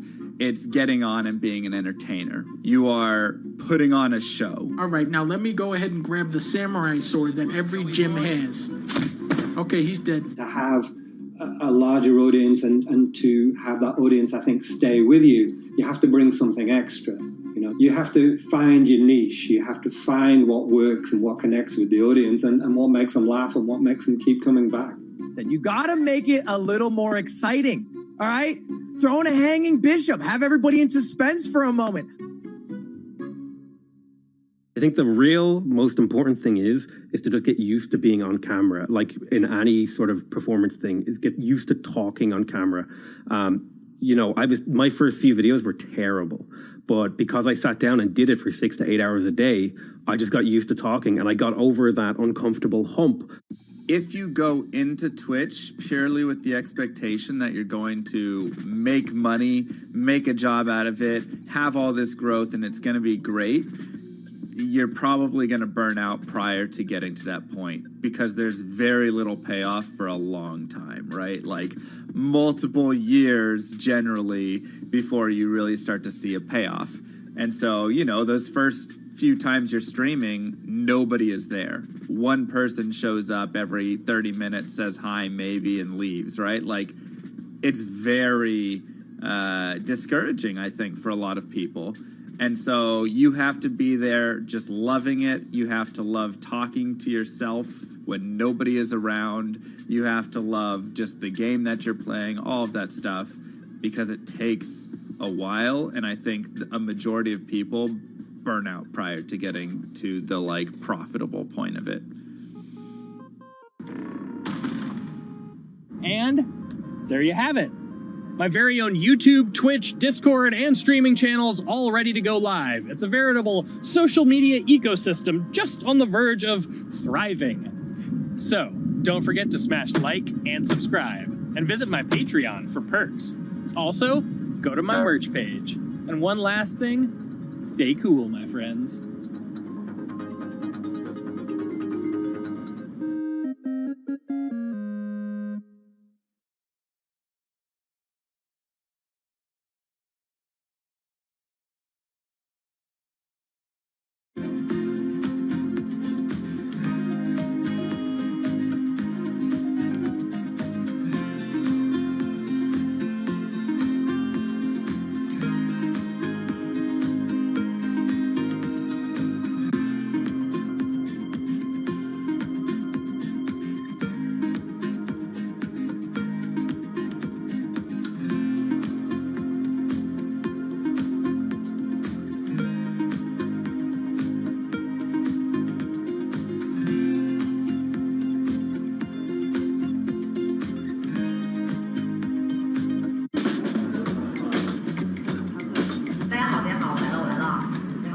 This is live stream shopping, one of the hottest trends in China. Every night, tens of millions of people watch live shows hosted by influencers like Via and buy the products they recommend. On e-commerce and social apps like Taobao and Douyin, the sister app of TikTok. 我觉得已经改变了大家的购物的方式。其实各种各样的产品，哪怕你不买，你也可以来看。当然，你看了你就有可能会买。It's not about, only shopping. It's about the experience. It's about having fun. You got to see 3D. You got to see in some kind of action. It's almost like a theater act. The internet craze has taken over China. By the end of 2020, the country had almost 400 million live stream shopping users. China's live stream e-commerce market has also grown dramatically, with an estimated value of $161 billion in 2020. It's becoming popular outside China as well. So, is live streaming the future of shopping?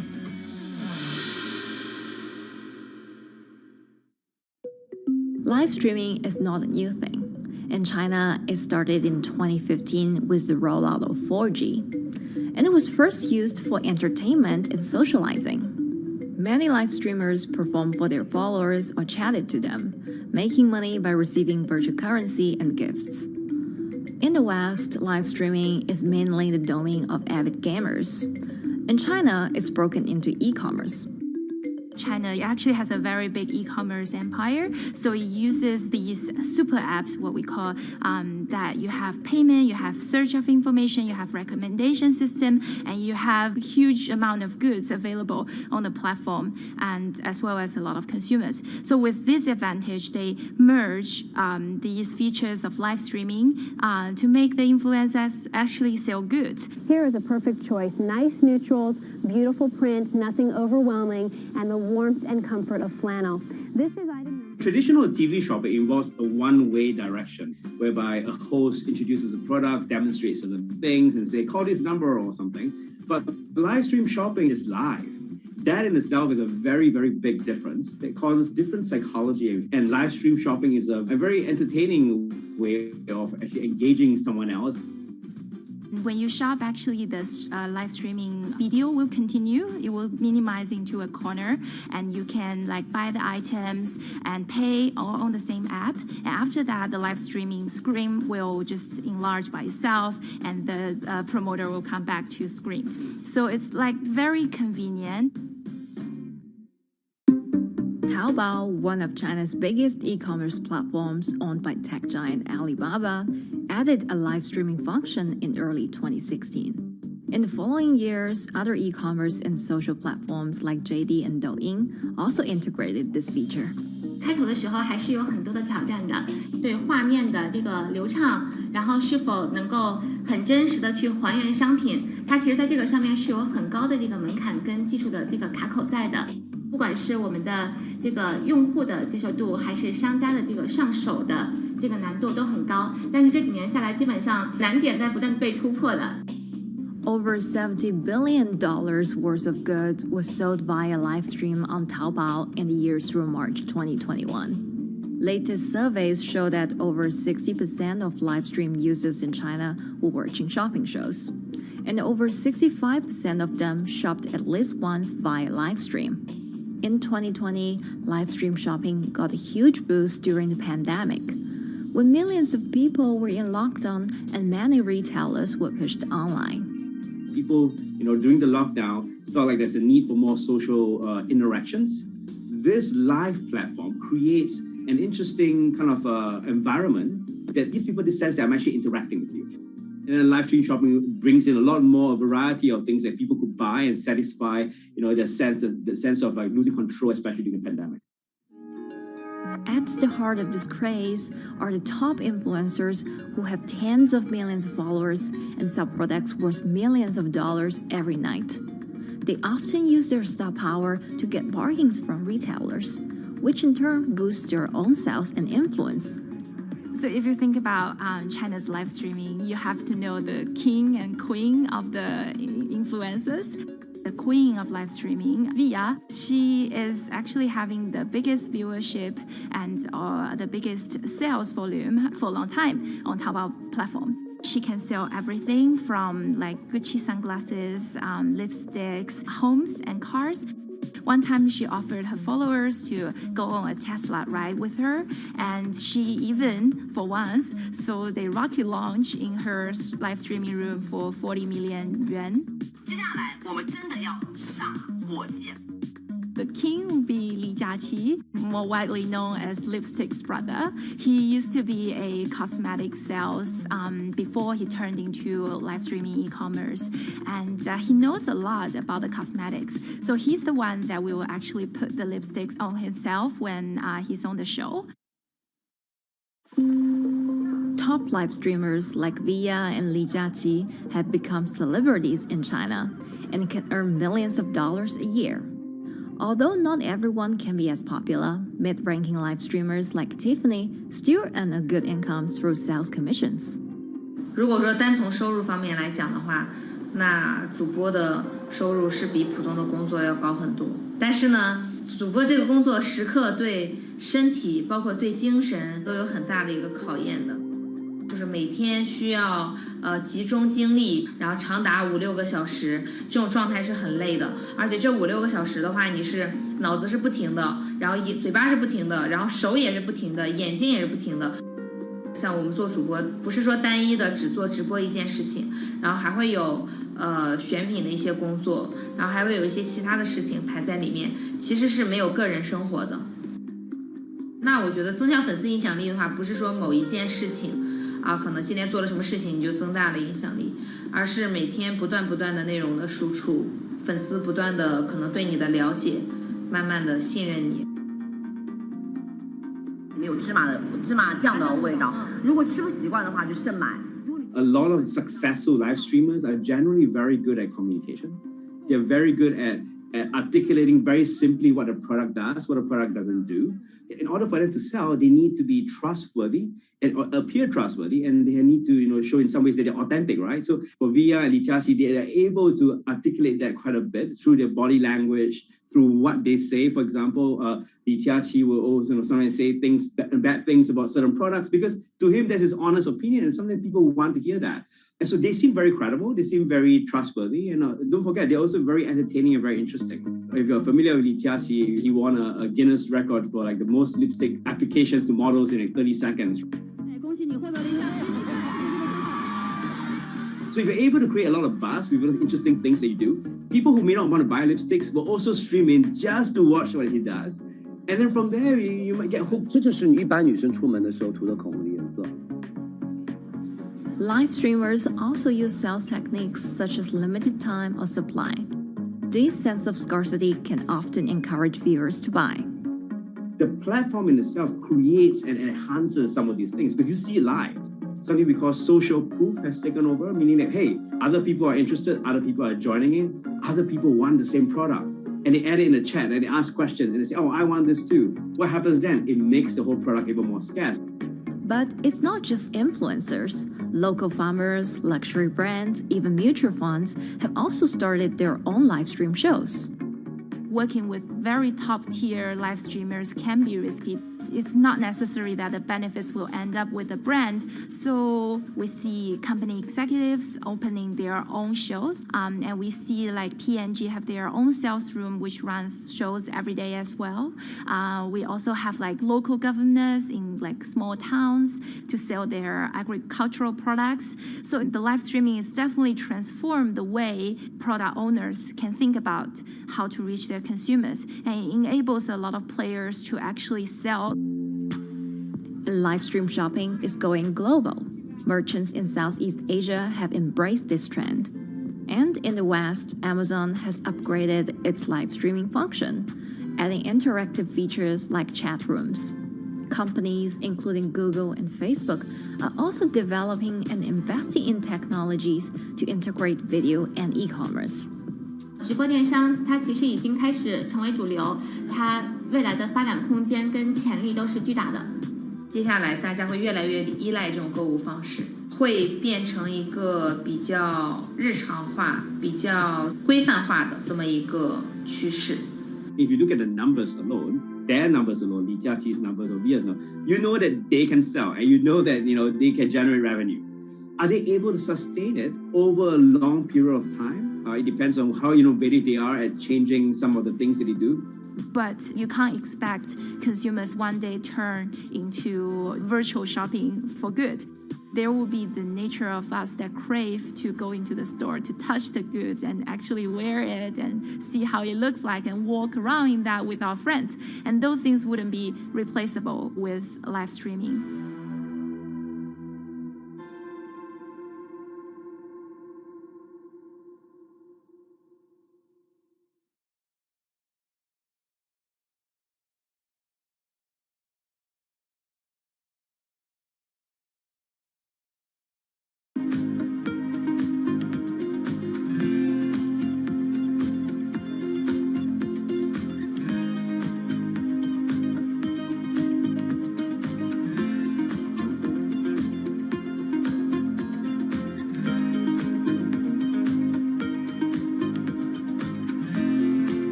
You could imagine that the oceans are actually the largest battery.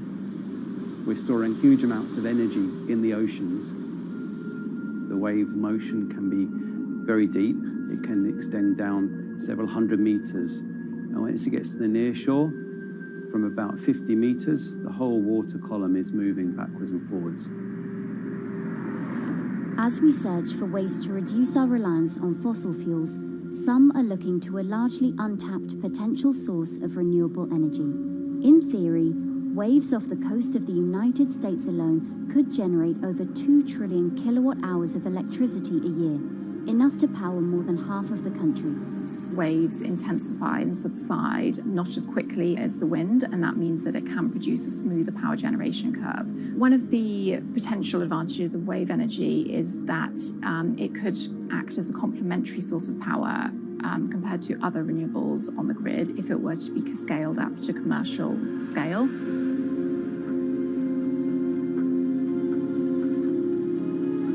For decades, engineers have been trying to convert wave energy into electricity, but a host of technological and financial challenges have complicated their efforts. In the years from around 2006 to 2015, there were a spate of bankruptcies in the sector, and this was largely because of a lack of kind of continuous proven projects out at sea with reliable electricity generation. Since then, companies have been trying to develop the technologies at a steadier pace and with a smaller cash burn. But the same questions remain. Can companies develop devices and technologies that actually work? Is wave energy just a novelty or something that can become a major renewable energy source?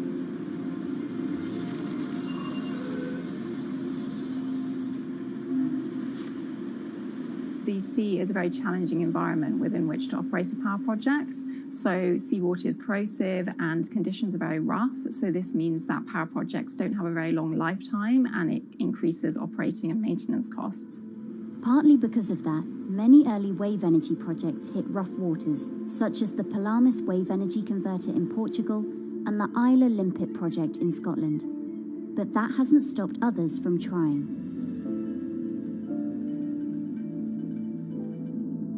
Companies are focused on testing projects out at sea, proving their durability, trying to raise capital and bring down cost.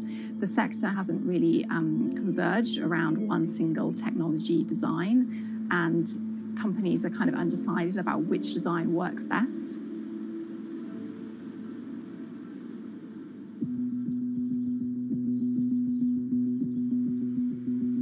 Finland-based AW Energy is a veteran in the sector.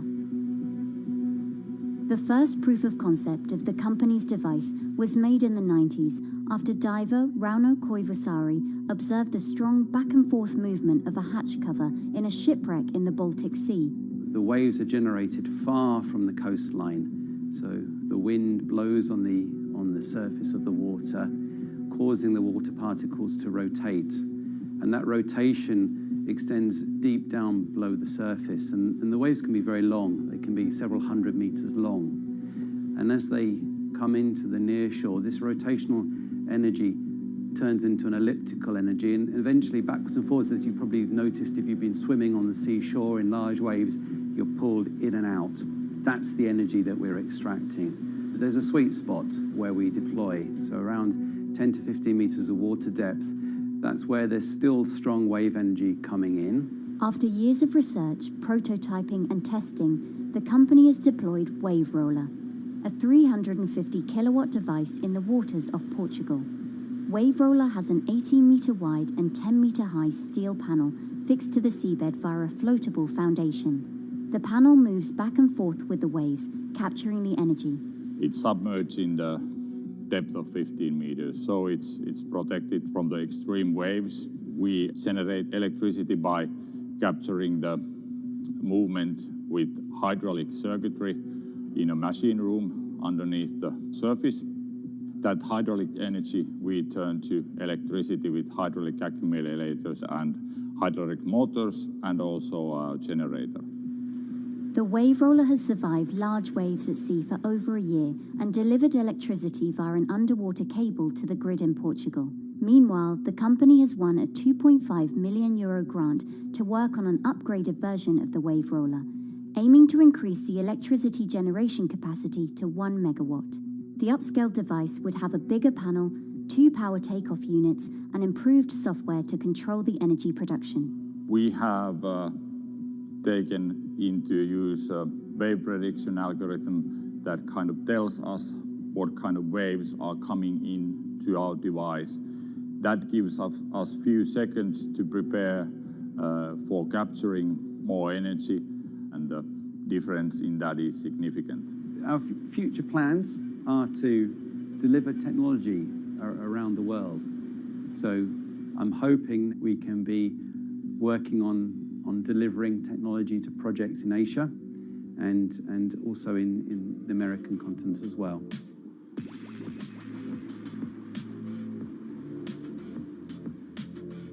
Meanwhile, Israeli company Eco Wave Power is taking a different approach to capturing the power of the ocean. For the company's founder, Ina Braverman, developing new sources of renewable energy is a personal mission. I was born in Ukraine in 1986, and 2 weeks after I was born, the Chernobyl nuclear reactor exploded, causing the largest in history nuclear disaster. I was one of the babies that got hurt from the negative effects of such explosion. I had a respiratory arrest and a clinical death. Luckily, my mother, a nurse, approached my crib on time and gave me a mouth-to-mouth resuscitation, which saved my life. I got a second chance in life and decided to do something good with it. Growing up, Ina wanted to be a politician to positively change the world. After working as a translator at a renewable energy company, she decided to change paths. Solar and wind energy were fully commercialized. There were a lot of amazing technologies implemented everywhere. I saw that wave energy, although it's an immense source of electricity, the biggest companies in the world are trying to develop wave energy with no success. And there was kind of a race going on in the world of who is the company that is going to develop a viable wave energy solution first. In 2011, the then 24-year-old Ina co-founded Eco Wave Power. Instead of installing devices offshore, the company's devices are attached to existing breakwaters, jetties, and piers. Our technology is very cost efficient, especially in comparison to the offshore technologies, because we don't need any ships, divers, underwater mooring or cables. We install on existing man-made structures, and all our expensive equipment, the generator, the hydraulic conversion unit, the automation, is located on land just like a regular power station. This is the EcoWave Power conversion unit that has been operating in Jaffa Port since 2014 until 2020. Here you can see how the technology works. Basically, the floaters are going up and down and pushing the hydro cylinders, which transmit biodegradable fluid into land-located accumulators. A pressure is being built. The higher the waves, the higher the pressure, which is used to turn the hydro motor, which is turning the generators. The whole system is controlled by a smart automation system, which you can see right here. And in case of upcoming storms, the system automatically raises the floater above the water level and keeps them in the upward position until the storm passes. The company has been operating a 100 kilowatt grid-connected device in Gibraltar since 2016, which is enough to power 100 households. Currently, Ina and her team are working on another 100 kilowatt project at the Port of Jaffa in Tel Aviv. The project will be also the first time in the history of Israel that wave energy will officially connect to the electrical grid. And our goal going forward is to expand it to all suitable breakwaters in the city of Tel Aviv and to supply a significant part of the city's electricity needs. Today, engineers and entrepreneurs are still trying to crack wave energy.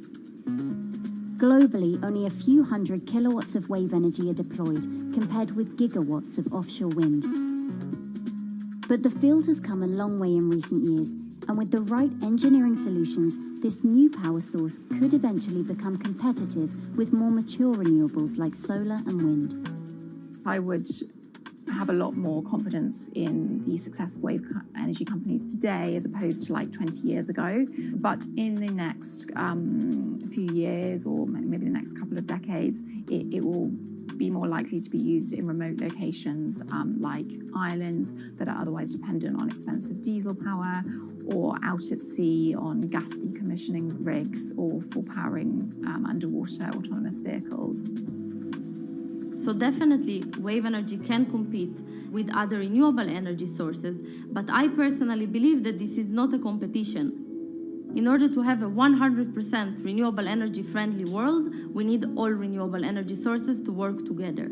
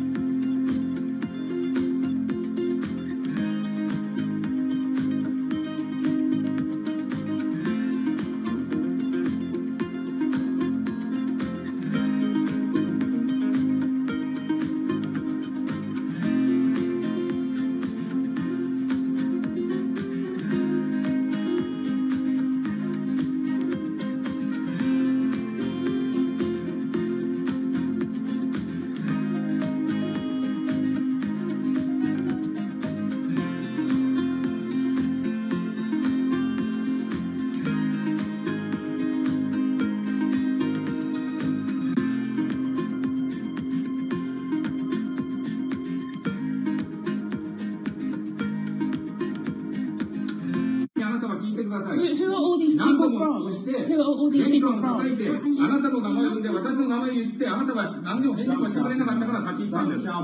So can you please tell me? I'm not going to...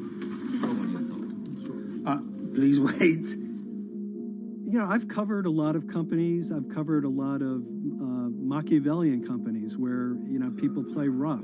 I don't think I've ever seen anything on the scale of Nissan. He is making you, but you're not from this side. I mean, it's corrupt. The system is... One of the most dramatic elements was Ravinder Passi's home being raided by court officials in Yokohama. You scared my wife.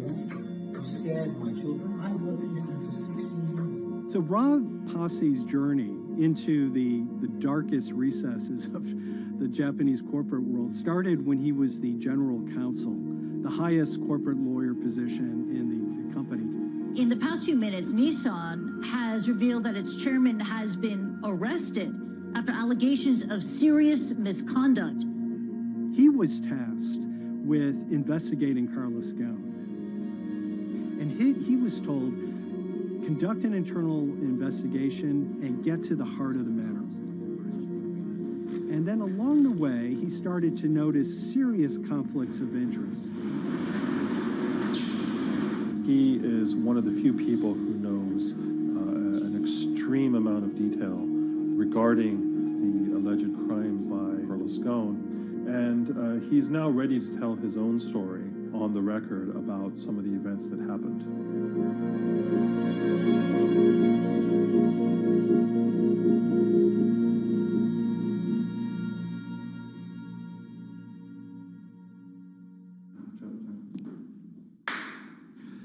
My name is Ravinder Passi. I'm the former Global General Counsel of Nissan Motor Co. Limited.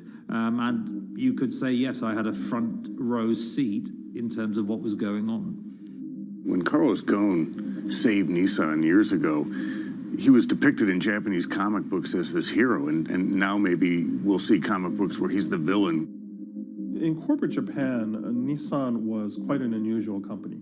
It was led for 2 decades by a non-Japanese executive. Well, Carlos Ghosn was a hero in the Japanese business world. If you had a global business celebrity in Japan and worldwide, it was definitely Carlos Ghosn. In a country with few foreigners at the top, he stood out. But over the years, he saved Nissan from bankruptcy, allied with Renault and Mitsubishi, and turned the alliance into one of the most competitive in the world. Yet as the years went on, I think his ambitions changed a little bit. He started thinking about legacy plays, and one of them was to really tighten the alliance between Renault and Japan. And unbeknownst to him, there was a contingent of senior Nissan executives that were really felt threatened by that move. They really thought that they would lose complete control of the car company, and even in the government, there was probably a little bit of anxiety about a national champion in the auto industry falling under full-blown foreign control. Carlos Ghosn was an auto industry leader, respected by many in Japan. Now he's in jail. The arrest of Carlos Ghosn came completely out of the blue.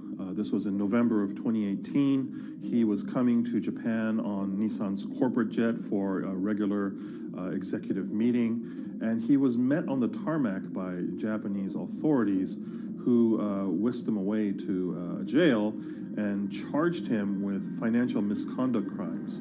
So what happened was that a power struggle ensued inside the company, and somewhere along the way, it was criminalized.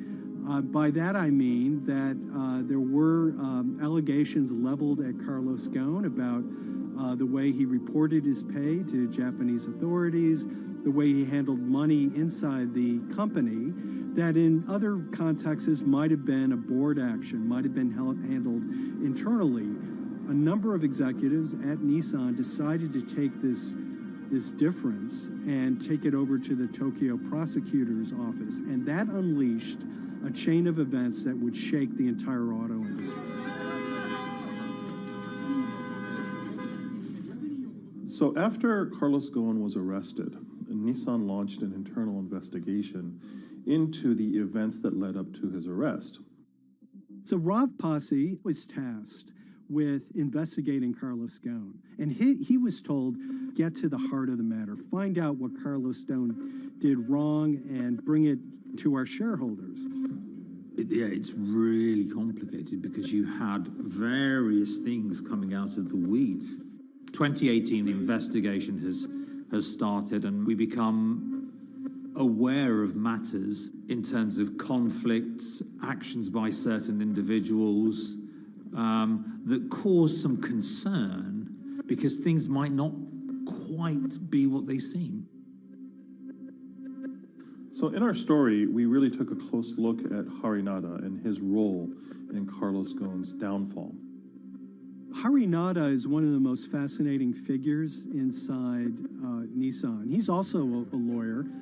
He's originally Malaysian. Hello, Mr. Hari. And he had a meteoric rise through the company and became very, very close to Carlos Ghosn and other top figures. He had a front row seat at all the major strategic deliberations at the company. And when he discovered that Carlos Ghosn, as his final legacy play, was going to tighten the relationship between Renault and Nissan, he made a decision to go against Carlos Ghosn. And he became one of the key figures that decided that Carlos Ghosn had to go.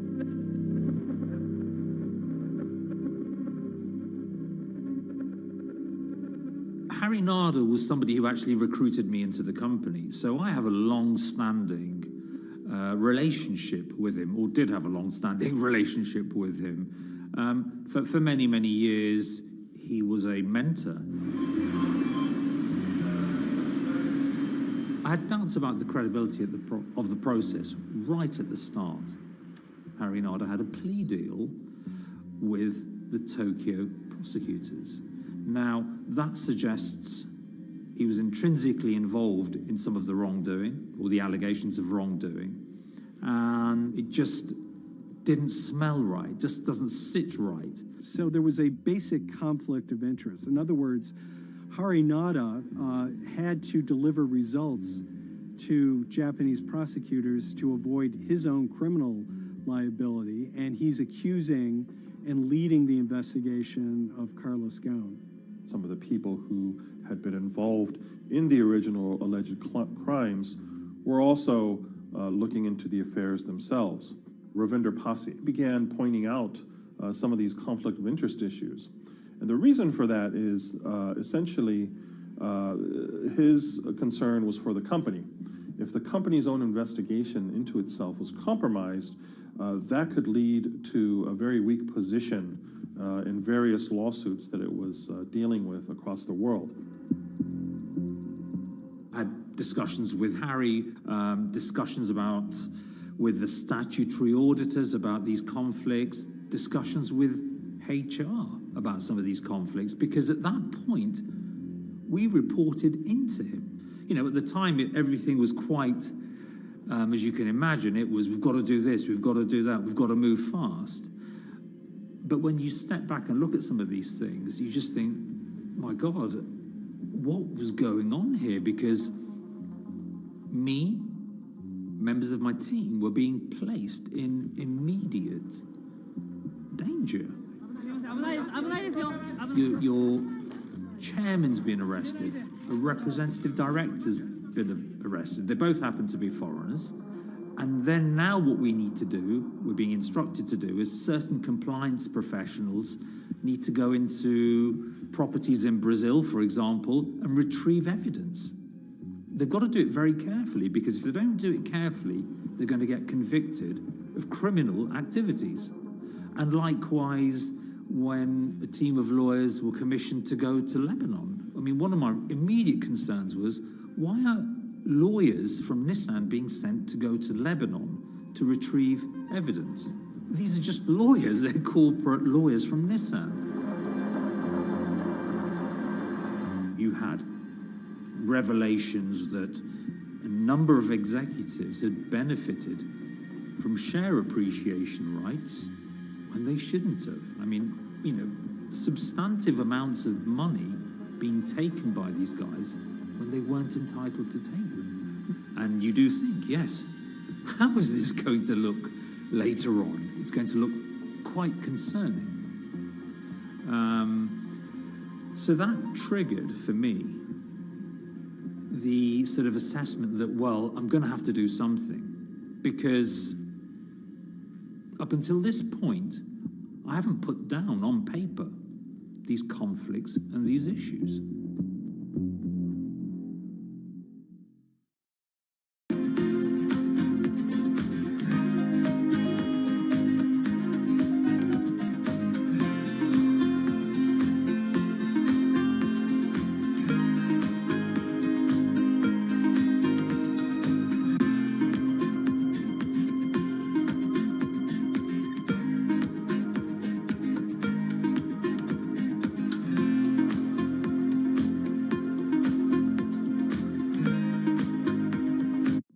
So Rav Pasi makes a fateful move. He writes this letter to the board listing every suspicion he has in great detail, backed up by evidence, backed up by memos, of why this internal investigation had serious problems. He sends the letter to the board and it's crickets. He doesn't hear much of anything. Nothing happened thereafter. Nothing at all. Just like it just gone into a black box. And he began to suspect that there was a desire, even at the highest level within Nissan, to kind of sweep these conflicts of interest under the rug. Unfortunately for me, I think, again, with hindsight, people must have thought that this is the nail that's sticking out, and we can't have this. Within 3 days of me submitting that to the board of directors, that letter to the independent board of directors, I was removed from the Goan Executive Conduct Matters. I was then told that I could not attend board meetings anymore. And up until that point, I had attended every single board meeting. I was then also told that after 8 years of being in Japan, I'd be going back to the UK. It eventually transpired that I'd be the VP of Projects and Transformation, managing a team of 3. So you can imagine what this feels like at this stage. Almost an arbitrary removal from Japan, where I've lived for 8 years, had 3 children there, my family has grown up, and we've been settled there, having a few months earlier been promoted to vice president at a global level, to being almost demoted. So Pasi was essentially being reassigned to get him as far away from the internal investigation as possible, and also to a certain extent in retaliation to some of the issues that he brought up regarding the internal investigation and Harinada. What happened to Rav Pasi can be seen as a series of corporate humiliations. I mean, first of all, his immediate responsibilities were taken away from him. Eventually, he lost, the coveted general counsel title. But it didn't stop there. Toward the end of his stay in Japan, Rav and his wife were convinced that they were being followed. During that period, I'd noticed that whilst driving my car, I'd have other cars following me. First time I noticed this was around mid-March, and I was driving, I can't remember where I was going, but this grey van, small van, just literally started following me. And I noticed that there was somebody in the car taking pictures. And lo and behold, we were absolutely being followed either by people on foot or other individuals, 2 or 3, normally 2 burly men in a car, different cars at different times, following us around. They were following the family as well. And, given I'd seen the Nissan security department behave in a very, very egregious manner with others in terms of following and surveilling, I was very concerned as to what they were doing and who they were giving this information to. Because if they're giving this information to the authorities, you do think, why? What's going on here? I mean, this is just not normal behavior. And this all culminated in a rather dramatic event in the middle of 2020. Who are you people? where Nissan had hired a legal team and had obtained an unusual court order from the district court in Yokohama to basically do a search of his home and seizure of his corporate laptop and phone and other documents. If you don't let us in now, we have to break this key. So it's a pretty extreme way to treat someone who'd spent 16 years at the company.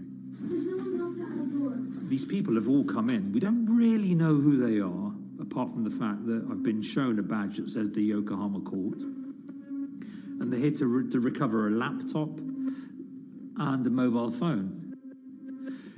It was even more weird because I'd highlighted to the directors that certain Nissan executives were trying to recover this laptop and this phone whilst I was still in Japan.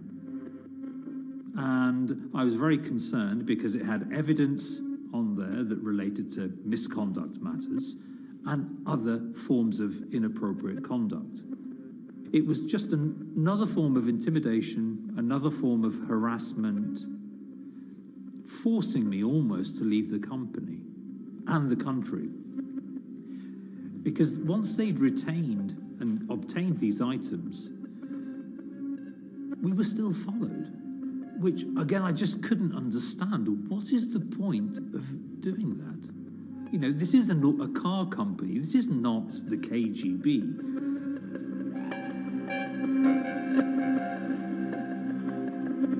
I think it's fair to say that Rob Posse didn't have full battlefield awareness of all the intrigue going on at Nissan. I mean, Harinata is interesting because he's both charismatic and charming, and one of the most brutal corporate infighters one could ever run across. This is a confidential company email, right? You should not have this.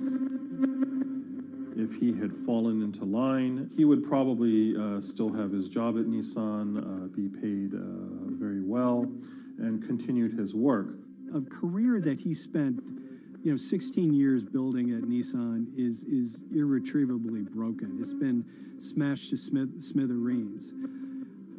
He and his family paid a huge price, certainly. But in terms of being able to sleep at night, I think, he's come out ahead. I highlighted issues to the highest levels of the company so that they could be dealt with appropriately by those in charge. There was no response to those, and there was retaliation against me. What's really profound, like absolutely profound, is that none of your colleagues, I mean people who you have known for years, forget it. Yeah. You're on your own. Yeah. And you got to be ready for that. You've got to be ready for that. If you take it on anyway.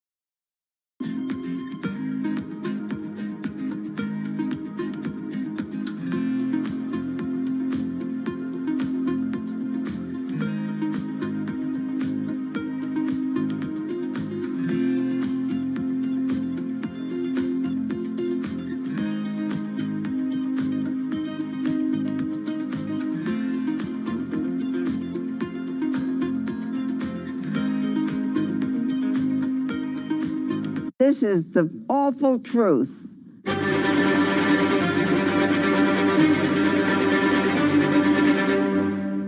There's always someone in the family that's pushing it.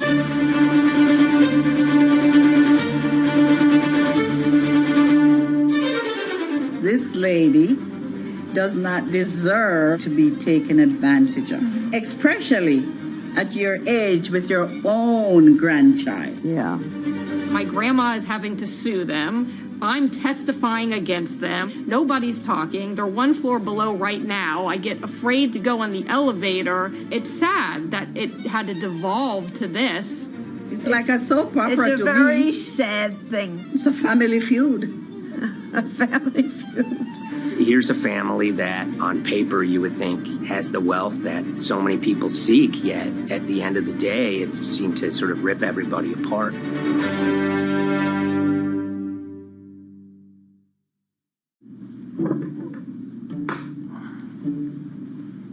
My name's Tom Schoenberg. I'm a senior reporter here at Bloomberg News, cover financial enforcement. I was approached by someone close to the Schottenstein family and asked whether or not I would be interested in writing about Beverly Schottenstein and this case that she had against J.P. Morgan. And it was immediately clear that there was a great story here to be told. So I started just, assembling all sorts of documents that the family made available to me. That included a diary that Beverly had begun writing when she started having suspicions about what was actually going on with her money. Beverly obtained her wealth from the Schottenstein kind of retail empire that has at times included Big Lots, Value City, American Eagle Outfitters, DSW Shoes. Beverly's husband died, and at which point they sold off their portion of the company, bringing them an enormous amount of wealth at around 1990. Estimates of her wealth were around $90 million. She, for many years, had that pool of money being managed by outside advisors. Her grandsons in the late 2000s had both graduated and were becoming financial advisors. She gave them a little bit to work with, and over time, her grandson, Evan, became the trustee of her entire estate. Managing sort of family money is not a conflict. In fact, some ways in wealth management, it's kind of how you get your start. It's kind of the seed that you need to sort of get going in the business. But Beverly started having suspicions that something was wrong probably in around 2016. Well, there were suspicious things, but taken separately without everyone talking about their own experiences, it was hard to really put it together. She had written a check to her caretaker, Dawn, that bounced. So she went down to her local Chase branch to sort of find out what was going on. She wasn't getting paper statements in the mail, so she asked them to print out a number of her statements having to do with her checking account and her credit card account. So we went to the bank and asked for the statements. And she got a whole year and going through all of them, page by page by page. And it was there she saw all sorts of charges that she said she didn't authorize or didn't know about. I was becoming very, very suspicious. I was starting to look in the money part, and that's what bothered me more when I saw that money was going. And I was not a big spender.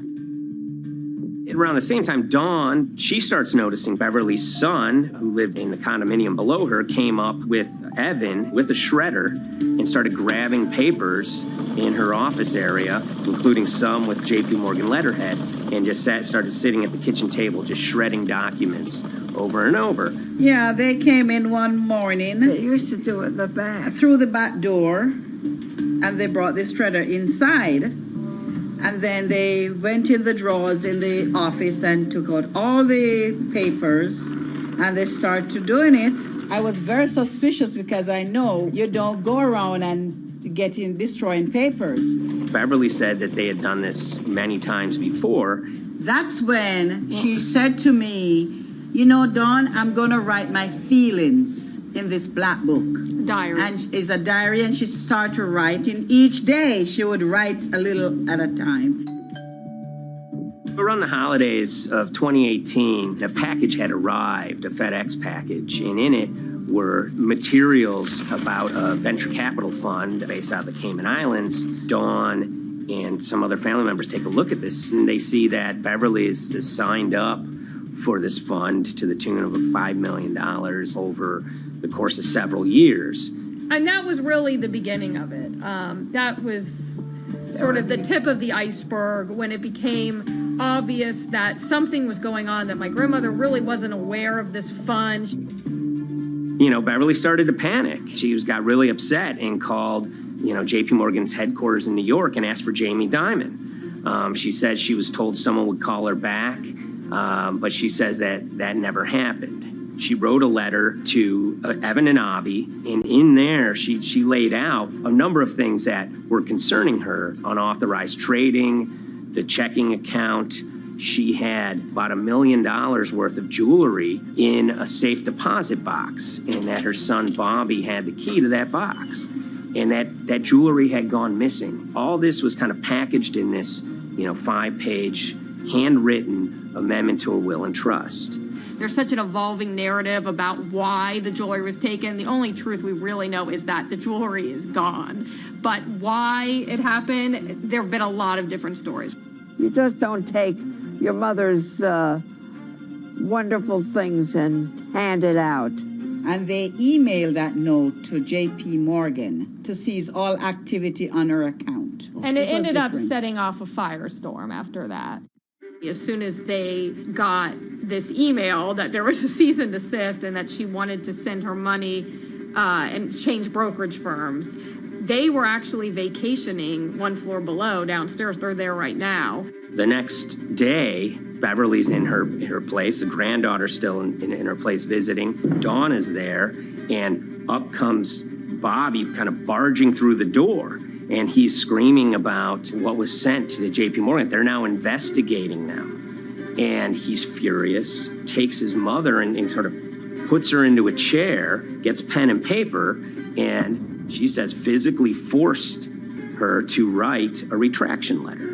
They were pushing me around. It was a scary time. I was really afraid too. I had to take her to the doctor, and she did an x-ray because she was in so much pain. The locks had to be changed. The phone number had to be changed. I really thought we were going to have to hire guards to be outside just for protection. Oh, it was terrible. Horrible scene. Beverly brought her case before the Financial Industry Regulatory Authorities, usually known as FINRA. It took several months of hearings. She sees all sorts of transactions that's going on, hundreds of them that she claims that she never knew about, never authorized, but yet were logged in JP Morgan's files as having been direct requests from her. That included the sale of a large amount of Apple stock worth several $1 million, as well as all her stock in Big Lots. Over the course of their time with JP Morgan, Evan and Avi were making all sorts of trading on her account that was generating millions of dollars in commissions for themselves and the bank, yet she was not sort of getting any of the type of gains that you would expect sort of an $80 million account in a bullish market to be able to get. They issued a ruling entirely in her favor, finding that her grandsons, as well as JP Morgan, they were liable for violating their fiduciary duty, misrepresenting themselves, and they also found that the bank and her grandson, Evan, were liable for elder abuse.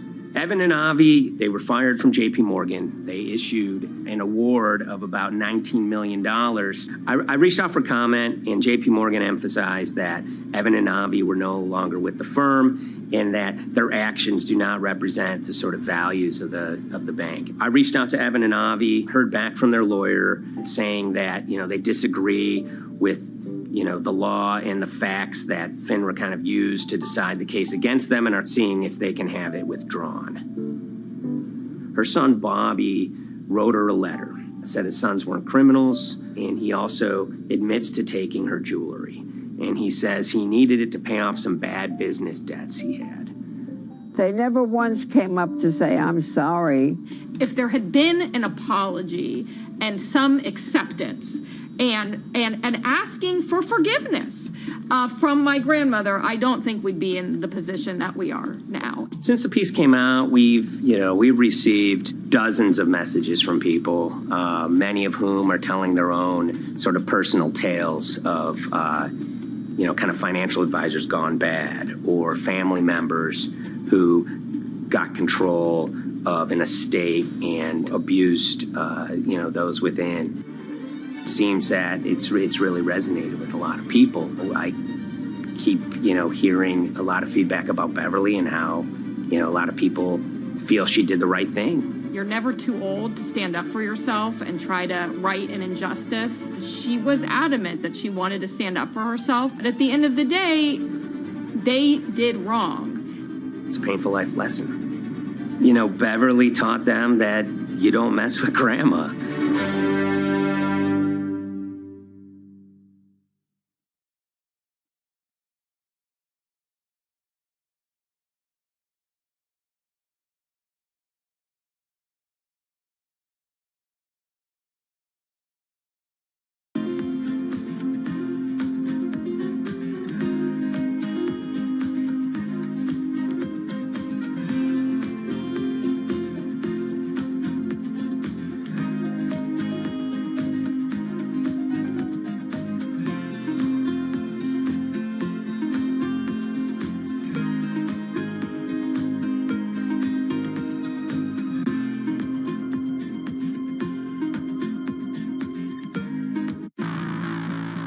On April 20th, oil markets did something they never had before, and they crashed, went into negative territory and closed the day at minus $40. Meanwhile, in a place called Thaden Boyce in Essex, a group of 9 traders, led by a guy called Cuddles, made $660 million over the course of a couple of hours. The price of oil has collapsed to a record low. We've never really seen anything like it.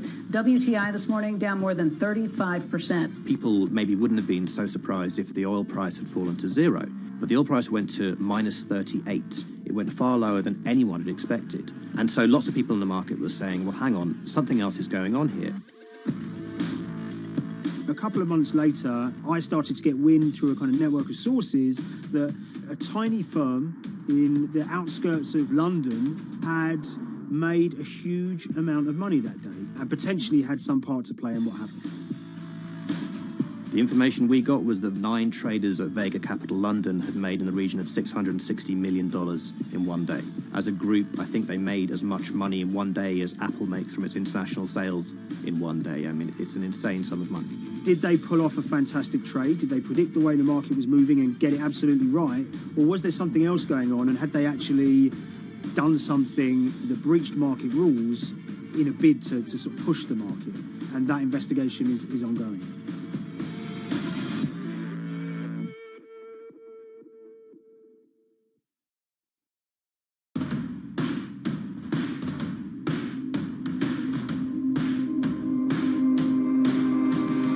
So Paul Commins is a trader who cut his teeth in the pits in the 80s and 90s when everyone had a nickname. His was Cuddles. If you can imagine, that was a very sort of cutthroat type of world where people are doing, hundreds of thousands and millions of dollars trades by shouting at each other, giving hand signals, and then sort of scrawling on scraps of paper. The culture of the trading pits in London was very influenced by the working class guys who became traders there. They weren't like the city bankers that had gone before them. They weren't usually Oxford or Cambridge. They didn't wear Savile Row suits. They were ordinary working guys who happened to have a talent for trading. And a lot of them came from Essex. I think it was 400 traders in the pits, and Cuddles in his oil and gas pit was described to us as amongst the top 3. Amongst that, was very successful and made very large amounts of money as a young man. But inevitably, mechanization and the arrival of electronic markets was the kind of death knell for the pits. And in 2005, the IPE closed down. And when the pits shut down, a lot of the traders who worked there lost their jobs or quit or went to work for financial institutions. But Paul Commins decided to start his own trading collective out in Essex. Some of them are ex-pit guys, cut from the same cloth as him. Lots of them are actually sort of in their 20s, and they're his, drinking buddy's son, or they're his own kids' friends from football. They're young lads, hungry and ambitious, and he brings them into the fold. And fairly shortly, he's got, maybe a dozen or so traders that they're independent, let's be clear, but they're all part of this collective.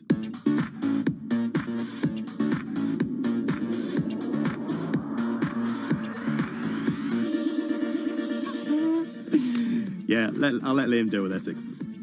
I am from Essex, so I feel like I'm free to, to get into this. Sweet, as they say. If you were to ask someone in Britain how they would imagine a kind of Essex person, they would see someone who's maybe slightly flamboyant, with a sort of Cockney accent, a sort of Guy Ritchie-style accent. Not afraid to splash the cash, but it's probably pretty bright and has done well for themselves. Don't even make sense, does it? But, these guys, they drove around very nice Rolls Royces and Bentleys. They went to places like Marbella on holiday. Thaden Boyce is a very wealthy place. You have to have considerable income to be able to afford to live in that village. It's a really nice place to live, and it's 20 minutes tube ride away from the city. Earlier in the summer, we have this lead, which is that there's this tiny firm called Vega Capital London, and they were the biggest winners from the biggest oil crash in history. Anyone that covers markets is going to be surprised about that. You're thinking your BPs of the world or your Glencores, but it's this tiny firm. And one of the big challenges that we had was actually finding out who worked with Vega Capital. It wasn't immediately obvious, and at first we had absolutely no idea. If you go to the Vega Capital website, it says it's under construction. If you do basic online searching, it's very difficult to find anyone who's publicly connected to the company. So inevitably, we're incredibly curious at this point. Like, who the hell are these people? The more reporting we did, the more it became clear that this group were connected socially as well as professionally. They went to weddings together, they played golf together, they would go on holiday together. We found out that a number of them were members of the West Ham Supporters Club in London. A few of them started companies together, so you could see all the connections between them and start to see a distinct group emerging. And it really just was this kind of shock that, this wasn't just like a hedge fund or a firm you'd never heard of. This was actually a group of buddies who all had the same experience on this day and had all made a huge amount of money. So if you're an oil trader, there's a number of different ways you can trade, and probably the most popular is WTI futures contracts. And it's basically a contract that says, I'm going to buy 1,000 barrels of oil from you at this point in the future, or I'm going to sell 1,000 barrels of oil to you at this point in the future. It's actually just a financial contract to gamble on to predict whether oil is going to go up or down. On the 20th of April in Essex, there had been signals for a while that this was going to be an exceptional day in oil markets. And we know that some of them arose early and started their trading in the early hours of the morning while it was still dark outside. Essentially what they were doing is buying contracts that gave them an obligation to buy oil at whatever the price ended up at 2:30 p.m. So they're basically placing a bet that oil is going to fall throughout the day. But they're simultaneously selling lots of oil as well. And whether they make a profit and how much profit they make is the difference between what they buy the oil for and what they sell the oil for. Now, of course, we now know throughout April 20th, the price dropped and dropped. So this is going very well for them. They are committed to selling oil at these prices, and the prices are continuing to fall, which means they're going to be able to offset it and buy oil at cheaper at the end of the day. Now, once it gets to kind of 1:30, 2 p.m., that's when things start to get really interesting. Suddenly there's a kind of influx of buyers and sellers, as desperation increases in the market and trading volumes go up. Now at 2:08 p.m. exactly, something bizarre and unprecedented happened, which is that oil passes into negative territory. And it fell to a record level of minus $38. We've never seen anything like it, period, in terms of the contraction of the global economy. That huge gulf between what they were buying the oil for and what they were selling it for enabled them to make more money than they ever thought possible. So their profit was the difference between minus 37, and all of these positive numbers on every contract they sold. The price of crude briefly hit minus $37 a barrel. For one group of traders operating from a small office, it was a very, very profitable day. It's important to remember this had never happened before in the history of oil trading. No one could have predicted it. I can't think of another example of where you enter a trade and you get paid on both sides. You get paid both to sell and to buy. It's unthinkable. One thing we know about the Cuddles Trading Arcade is that they were very comfortable taking large risks. And, you have to be clear, this was a large risk. Yeah, we spoke to oil traders, both people that know these guys and people that don't, and they all say that this is, incredibly risky. And that's actually what stops a lot of oil traders doing trading like this. They simply aren't willing to stomach the risk. But Cuddles and his friends were. So when the kind of final calculations came down, the group of the 9 most profitable traders made $660 million or thereabouts between them. I mean, if you can imagine, I think 3 or 4 of them made in excess of 100 million each. One of the astonishing things about this trade is that 2 of the individuals who made more than $100 million in a single day were in their 20s. One of them was 22 years old. Only a few years earlier, he'd been posting on his social media about doing teenage stuff with his mates in town and going to see girls and rap music. And here he is a few years later making $100 million in a single day's trading. When me and Liam discovered that, we couldn't believe it. We couldn't believe what we were seeing.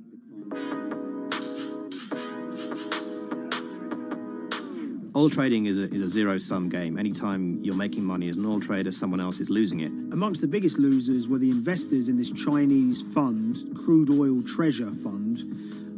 There were thousands of them, and they lost everything. Lots of people had put their savings into oil funds. They lost money that day. Big banks and brokers who sort of stand in the middle of trading parties, they lost money that day. And another interesting thing is that oil-producing countries like Kuwait or Canada, they sell oil as an average of the WTI closing price over the preceding month. So the fact that one of those numbers in that average was minus 37 meant, if you can imagine, countries like Saudi Arabia and Kuwait potentially lost a couple of dollars on every single barrel of oil they sold that month. Vega Capital's traders made such an extraordinary sum of money that it was inevitable there would be some scrutiny of what they did. But it wasn't just the sums of money they made. In the vital half an hour before the settlement price was set, they were by far the biggest sellers of oil futures in the market, which is an incredible thing to think about when you consider that the other participants in that oil market are going to be the world's biggest banks, oil majors, BP and Shell, and here you have a group of 9 guys in Essex who are having this significant influence over a global market for oil. I mean, I think you have to assume that if these guys had made $7 million or $10 million, they probably would be celebrating in Essex right now. But the fact that they made closer to $700 million has meant that they are facing understandable scrutiny. We wrote individually to all the Vega traders who did exceptionally well that day, and we got a letter in response from a law firm representing the group. And the law firm was at pains to point out, number one, that they haven't been accused of any wrongdoing, that they all traded independently and separately, and they'd basically all made up their own minds that this was what was going to happen in oil markets based on publicly available knowledge, and decided to execute this trade. What I love about these stories is there's a real variance of opinion, and some people will look at what happened and think that must be dodgy. They all traded at the end of the day. They all made a huge amount of money while all these people lost. That's shocking. But lots of people say these guys are at acute disadvantage. They're in a market that's inhabited by, huge technology-driven funds and firms and oil giants that have got all the advantages in the world, and when you get a bunch of Essex geezers who essentially beat the market and find a way to make a huge amount of money, they should get a pat on the back, really, because that's the dream. Since this happened, a lot of the guys have stopped trading the monthly settlements that they'd done so well at in the past. Several of them have set up new companies. They've essentially gone very quiet. Any kind of social media presence they had has kind of closed down. By all accounts, they're, waiting this out. It's certainly too early to try and predict how the regulatory investigations are going to pan out. We just don't know. There's a number of potential outcomes for these guys. Potential punishments if there are any findings of manipulation against Vega or anyone affiliated with it might be you could be fined, you could be banned from trading, and in the most extreme cases there have even been criminal prosecutions in the past of people who have been found to have been manipulating the settlement and misconduct related to trade at settlement. There are other outcomes too. One obvious one is going to be that they're able to walk away from this life-changing trade with all the money that they made and celebrated as heroes in the trading community. That they'll go down as legends.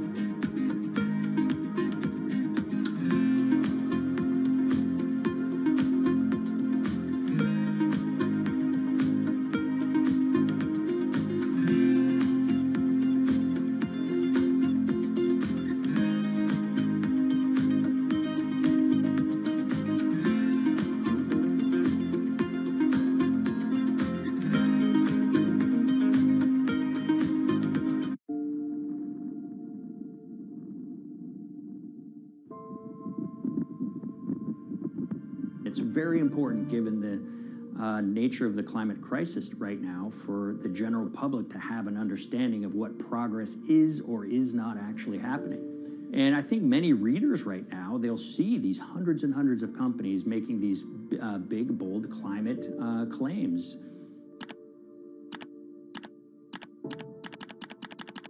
And they would be forgiven to think that we're well on our way to meeting the emission reduction trajectory we need to be on. And the reality of the matter is we're just not on that trajectory. And a key reason for this sort of disconnect is the use of offsets that aren't doing what they claim to be doing. We have a massive potential for sort of willful blindness. We can convince ourselves of things regardless of what the facts are. And so that's what tends to happen in these cases. It's not that anybody is setting out to commit climate fraud. They sort of walk themselves into a situation and they convince themselves of one thing, and that allows them to convince themselves of another thing. But at the end of the day, they're doing something that makes no sense at all.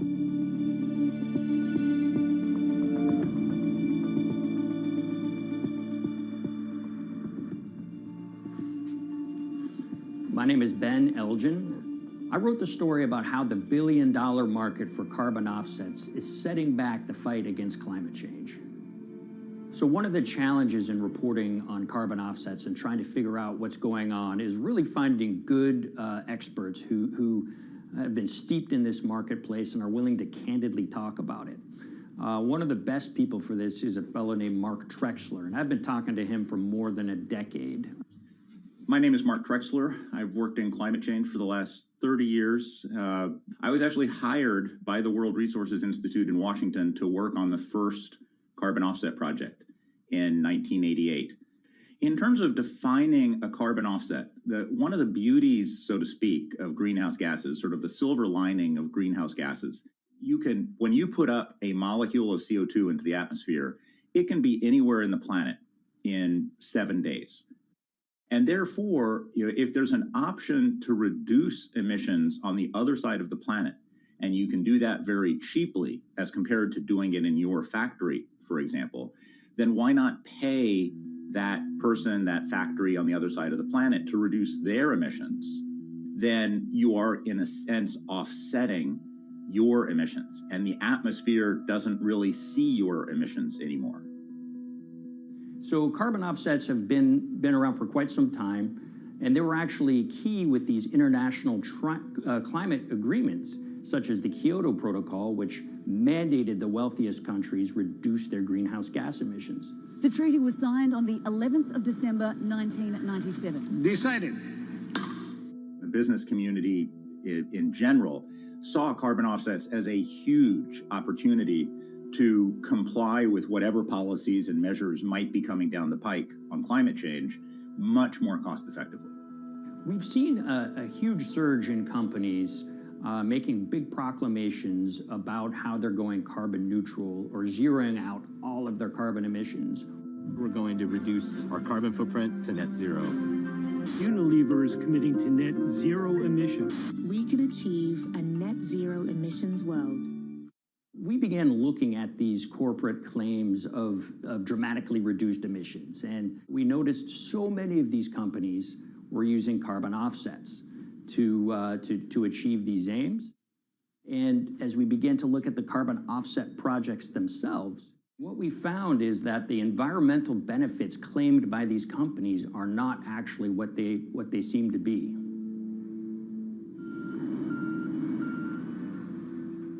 And as we sort of saw and spotted a number of these very aggressive carbon offset projects, which appeared to be generating inflated credits or bogus credits, we saw a number of them were associated with the Nature Conservancy. This surprised us. The Nature Conservancy is the world's biggest environmental group.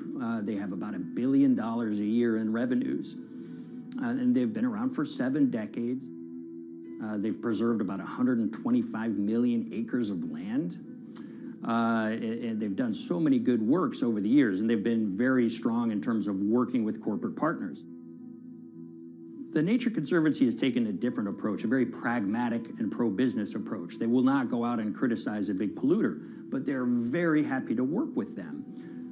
Some might say that, well, that's selling out, but others would say, and those at the Nature Conservancy would say, these companies have deep pockets. They can help fund important preservation work, and we have absolutely no problem working with them on this stuff.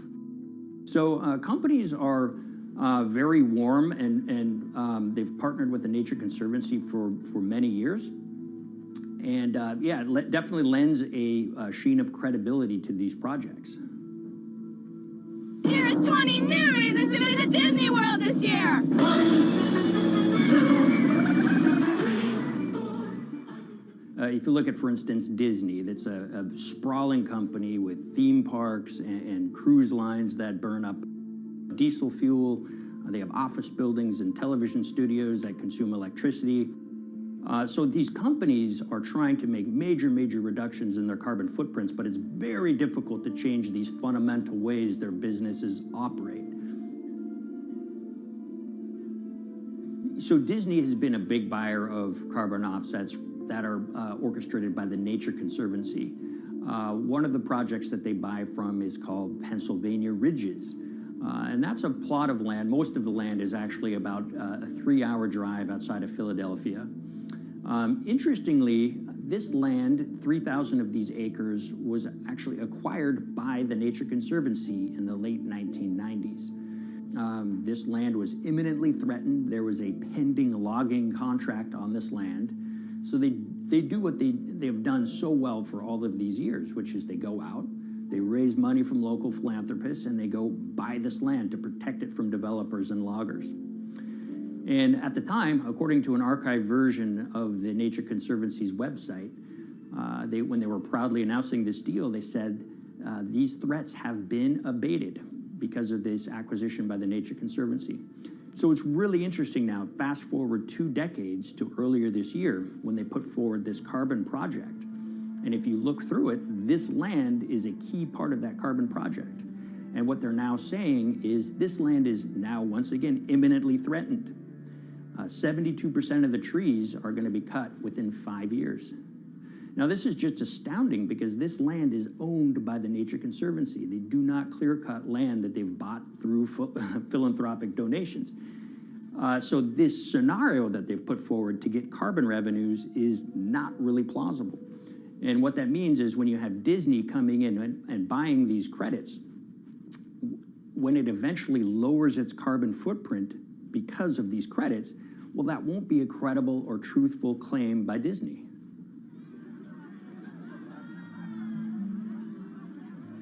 So this is an organization that truly understands the threat of the issue of climate change and is wanting to do its part to address this. However, in this situation, it just appears their drive, which they've had for decades, to increase the amount of revenues that it can use for land preservation work, Nature Conservancy and many others see that the carbon credits as a pot of money that they can tap into to further their own benevolent aims. But unfortunately, what this has resulted in is claims of climate progress that just aren't really happening. So the Nature Conservancy defends vigorously these deals, and they and others will say, look, our projects are just following the rules that these registries set up. So some would also put some of the blame on the registries themselves because they're setting up the rules which allow these vapid projects to get up and sold. So we've reached out to all of the companies we mentioned in this story, including Disney. They didn't want to be interviewed for this story, but they all told us that, look, we have to rely on the experts out there, and those experts, they say, are these carbon registries that have been set up. Most of these Nature Conservancy deals are set up and sold on this exchange. It's called the American Carbon Registry. Now, it's the oldest of these registries that allow voluntary carbon credits to be sold. They've been around since 1996. What these offset registries do is they set up rules, and any carbon offset project has to follow those rules. But there's this tension that's always there.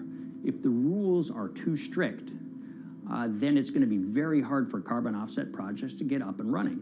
So there's this balance going on where the registries want rules that attract projects, but they don't want it to be so strict where it will disincentivize projects from getting listed.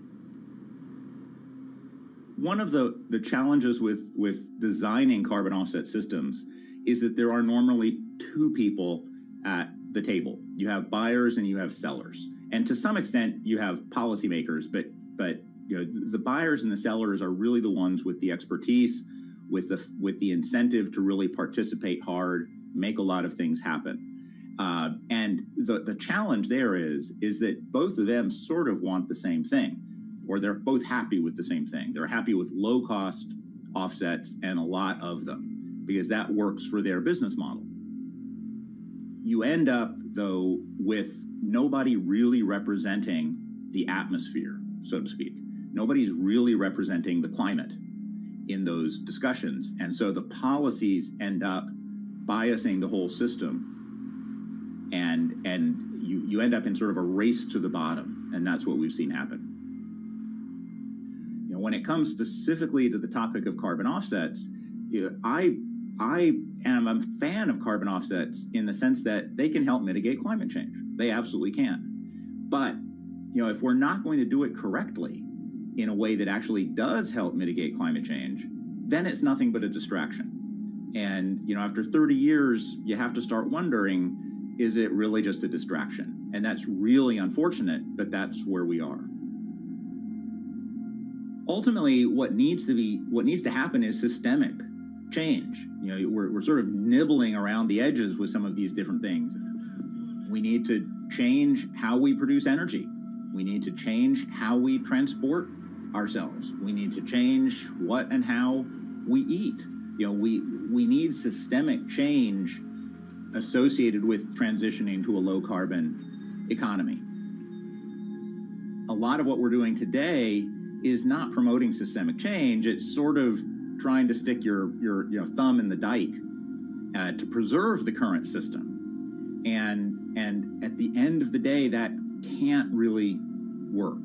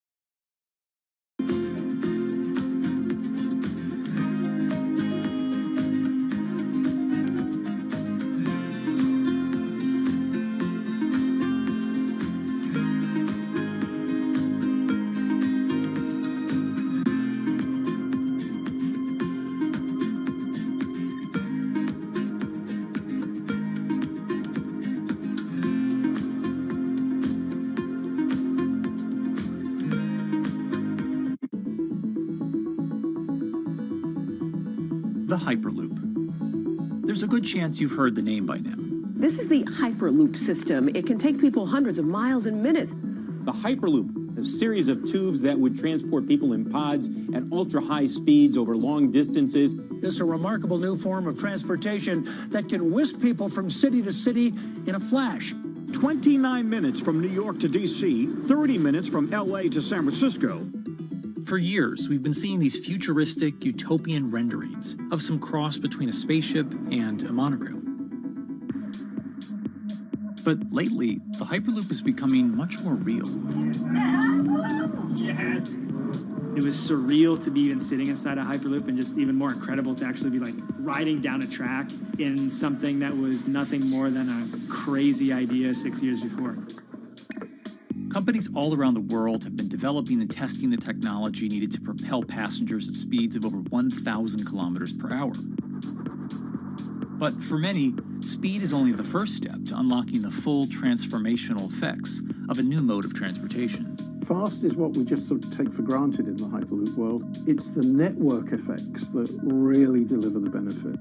And that opens up a completely different scale of economic opportunity.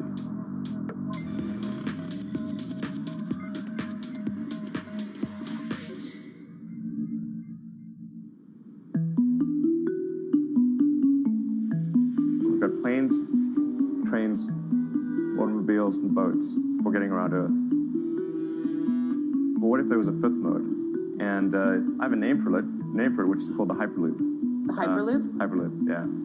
In 2013, while riding high on the growing success of Tesla and SpaceX, entrepreneur Elon Musk released a white paper outlining the basic framework of the technology he called Hyperloop. The basic idea goes a little something like this.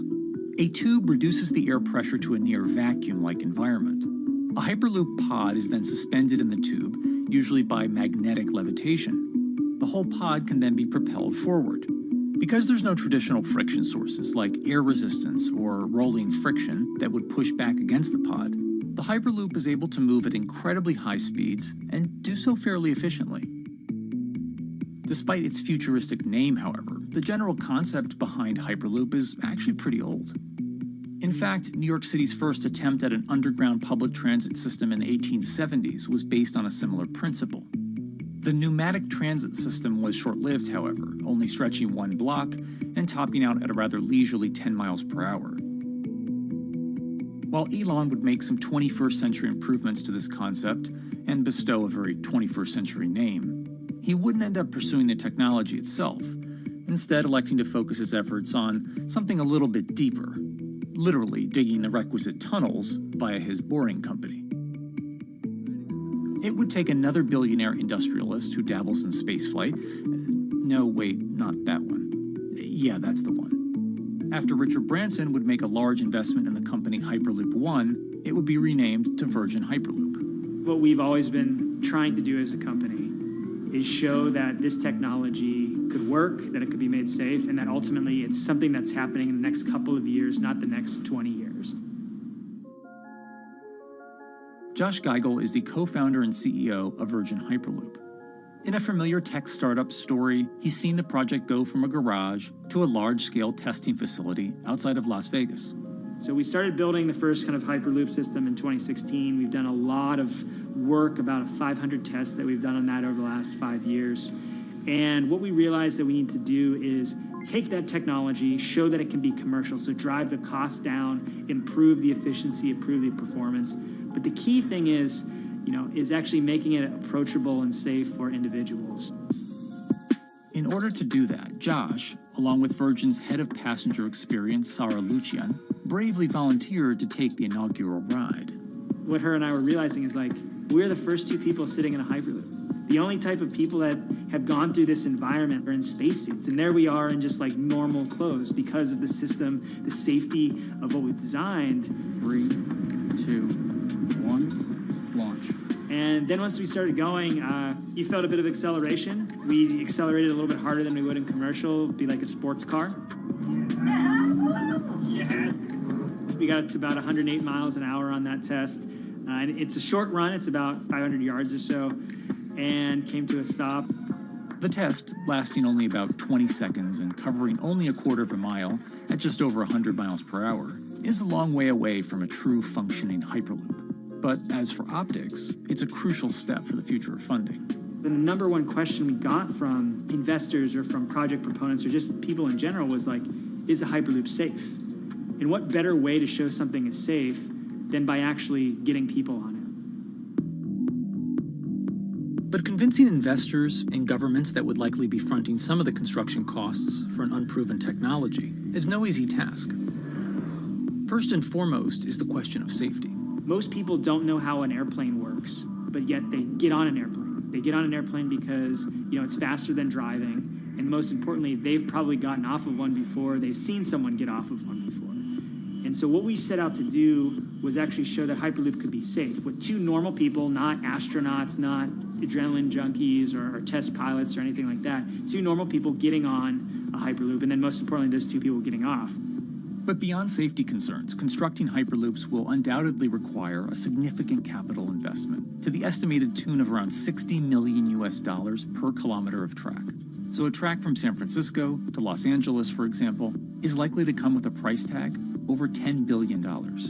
And before large governments are willing to come in and front those costs, investors who are funding Hyperloop development must accept it as a long-term mixture of technology and infrastructure investing. Investors that are used to short returns because you're developing apps or something to that effect, those aren't the investors that really get excited about Hyperloop. What you start to see is the people that are looking at platform technologies, right? So this idea that because the smartphone existed, Uber could exist, right? So who are like the Vanderbilts of this century? And that's the part where you're going to get a lot more no's than yeses. But those people that have the ability, the fortitude to stick it out, to see the game-changing platform here, those are the people that we're looking for. And since we've done that passenger test, there has been a lot of interest that's really, this is a lot sooner than I thought.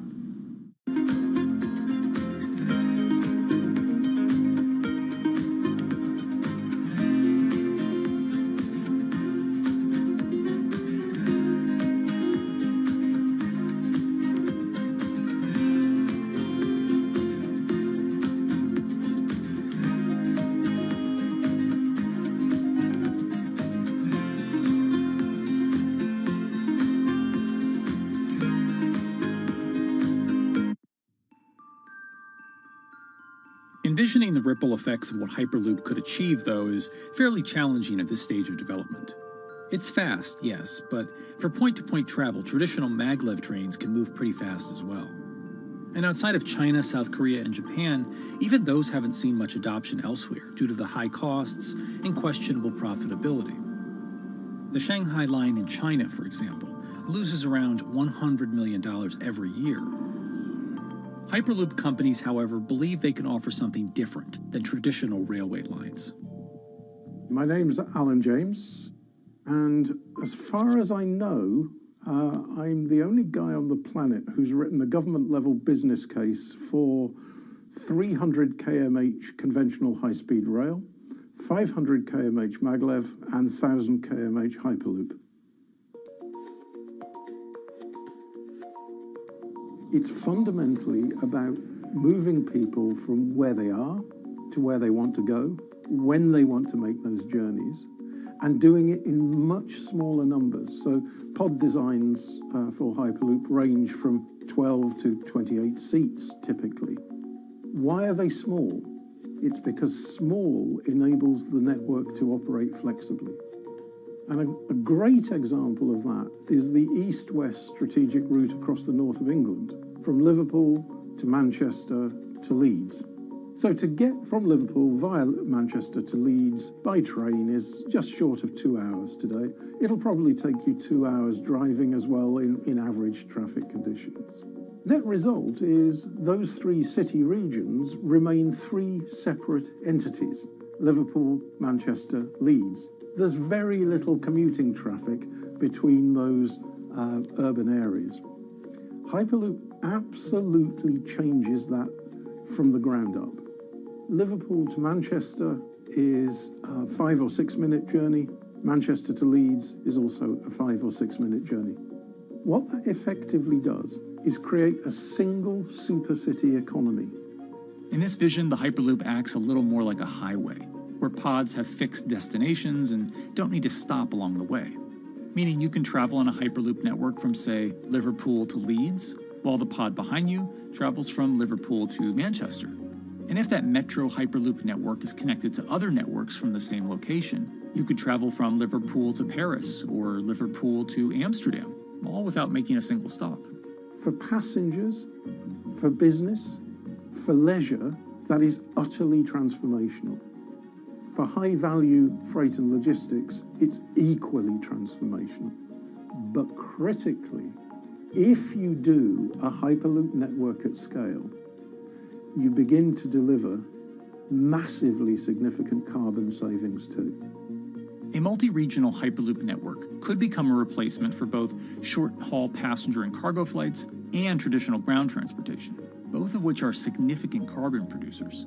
One Hyperloop-connected distribution hub, perhaps at an airport that is predominantly used for international air freight, replacing maybe 10, 12, 15 distributed road hubs.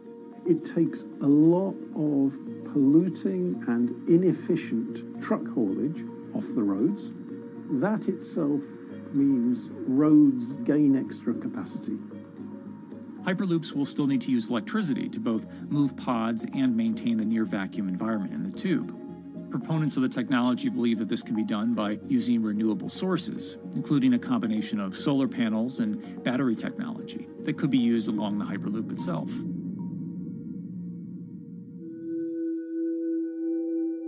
But even with all multipliers of time and carbon emission savings that a Hyperloop network may provide, the investment capital required to actually build such a network becomes even more economically and politically daunting. Committing doesn't mean spending billions on day one. Committing means, how do we phase it?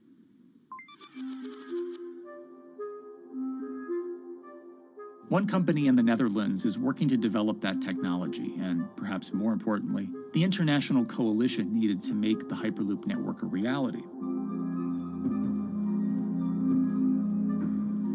So we are here in Europe's first full-scale Hyperloop test facility, where we can already prove every conceptual technology of the Hyperloop. This is Tim Houter, a co-founder and CEO of Hart Hyperloop, headquartered in the city of Delft. And while this testing tube might not seem as large as others, inside is a key technology to create the on- and off-ramp type infrastructure of a Hyperloop network. That is, a lane switch. That's something we can already test here. You can actually see it here, that the track is diverging from one track into two. That makes it possible to eventually split up the Hyperloop track in two sections. And in that sense, you can create a complete Hyperloop network. That in the end will make it possible to travel, for example, over a whole continent. And take Europe, for example, with the same ease as you can now travel with a metro in a city. The nice thing about this magnetic levitation system that we've developed is that there's absolutely zero moving components in the track. So, for example, if you have to do a lane switch, all you do is that the tube basically splits up, and statically the tracks also split up. And whenever the vehicle enters a switch, it either pulls itself to the right with its magnets, or it pulls itself to the left with its magnets.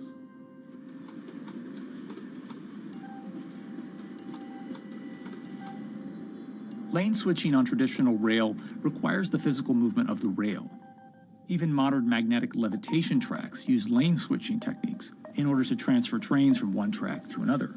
And this is a very crucial element, because this is the thing that limits the capacity and, in the end, the usefulness of the rail network. Because the moment that a track is switching, that means that at that moment you are creating an unsafe environment for the trains behind it. So you need a lot of space between trains. In a Hyperloop, because you have no moving components in the track, all the vehicles can be much closer to each other. You can achieve a very high frequency and basically have your vehicles moving and merging in and out of the network very much like a highway. For now, though, Hart's physical testing has been limited by the size of their tube. Because the test track is only 30 meters long, they haven't tested this lane switch at speeds greater than 20 kilometers per hour.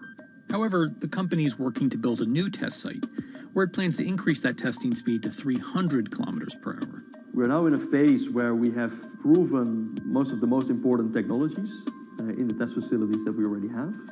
And we have also demonstrated the viability and the feasibility of a network. If you look at all the subsystems that it consists of, most of those are proven systems, already demonstrated in lab conditions. So we don't really believe that the technology itself is going to be the biggest challenge. Because for all Hyperloop companies out there, actually building a Hyperloop system requires more than just a good product. We're talking about the safety aspects, we're talking about integration into the environment, we're talking about the social aspects. Do people feel comfortable traveling in such a system? So it's about all these different aspects, and the complexity is really getting all the different stakeholders that are relevant and that do need to contribute to bring this to market, to get them all following the same roadmap.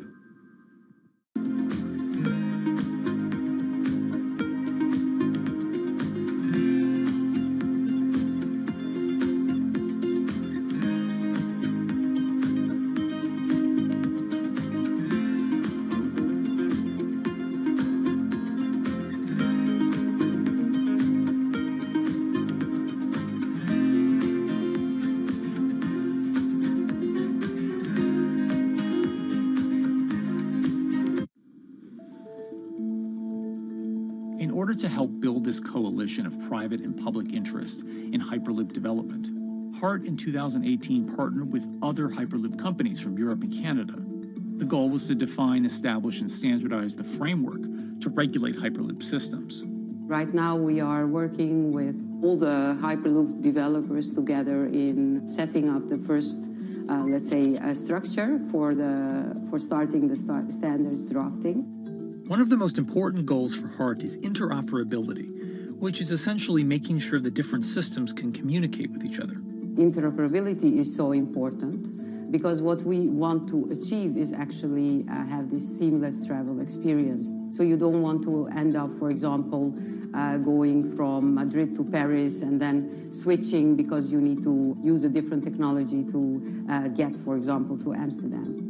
The idea being that as companies around Europe create the first commercial Hyperloop tracks between individual cities, one day those can all be connected to a larger network. Everyone that believes that Hyperloop is a future transport system also realizes that there is a need to have this network because that's where Hyperloop thrives. Hyperloop is such a huge project. It's definitely not something that you can do on your own or as a single company. So you need to do it with a lot of other companies. You need to have the governments. I think in that sense, the biggest challenge that we've encountered is to really get all the required parties together to take the steps in development and in commercial implementation. HART's next plan is to build the European Hyperloop Center, an open testing facility which will include a 2.6-kilometer test track. And the company hopes to test travel speeds there at up to 700 kilometers per hour. Virgin Hyperloop is also racing to construct the first commercial Hyperloop route, with projects in various states of development in India, Saudi Arabia, and the United States. Recently, the company announced plans to build a Hyperloop certification center in West Virginia, which will include a 6-mile-long test track. Proving the technology here will be crucial if Hyperloop networks can find a home among infrastructure investments that the Biden administration hopes to make. The idea that there's multiple Hyperloop companies, I think, is a redeeming aspect in the business. People really want to see something happen, so having multiple people move forward is good for that. I was struck when Josh and Sarah rode the pod. 2 or 3 of the major outlets used the phrase, "We now have a new mode of transport." And although all of that technology had existed before those 2 human beings rode it, it was the moment at which those 2 human beings traveled that short distance down the tube that in popular imagination, Hyperloop became a mode of transport. The metaphor I use with my team is that, the Wright brothers were first, but none of us fly on Wright Brothers Airlines anymore. If you don't continue to innovate, you're not going to be around, and so we'll continue to be at the forefront of building Hyperloop. Back in 2013, Elon had an idea. I think the difference now in 2021 is some brilliant engineers have spent real time grinding out the details. And I thoroughly expect the next 3 to 5 years to be decisive.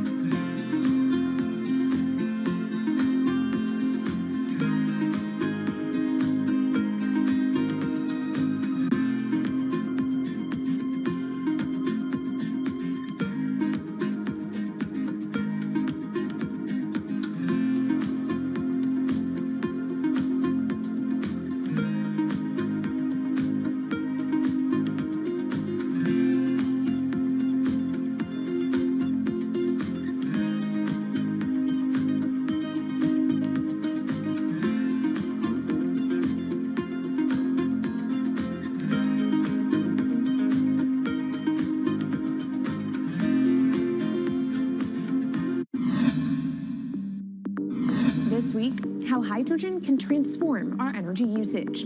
We'll look at why the universe's most abundant element could be a game changer in the climate revolution. Hydrogen technologies are not new. They are used in other sectors. We use them in space, on our rockets, and we don't need the laws of physics to change to be able to use hydrogen on our planes. From iron ore to green hydrogen, one of Australia's richest men tells us about his pivot to sustainable energy. Let's take action. It's practical, it's implementable. Let's do it now. Plus, the hydrogen revolution. We'll speak with the CEO of Italian utilities firm Snam about his new book and how green hydrogen could be competitive within 5 years. Costs are coming down and people are waking up to the fact that it's the only way to decarbonize certain sectors. From Bloomberg's global headquarters in New York, I'm Kaylee Lines, and this is Bloomberg Green.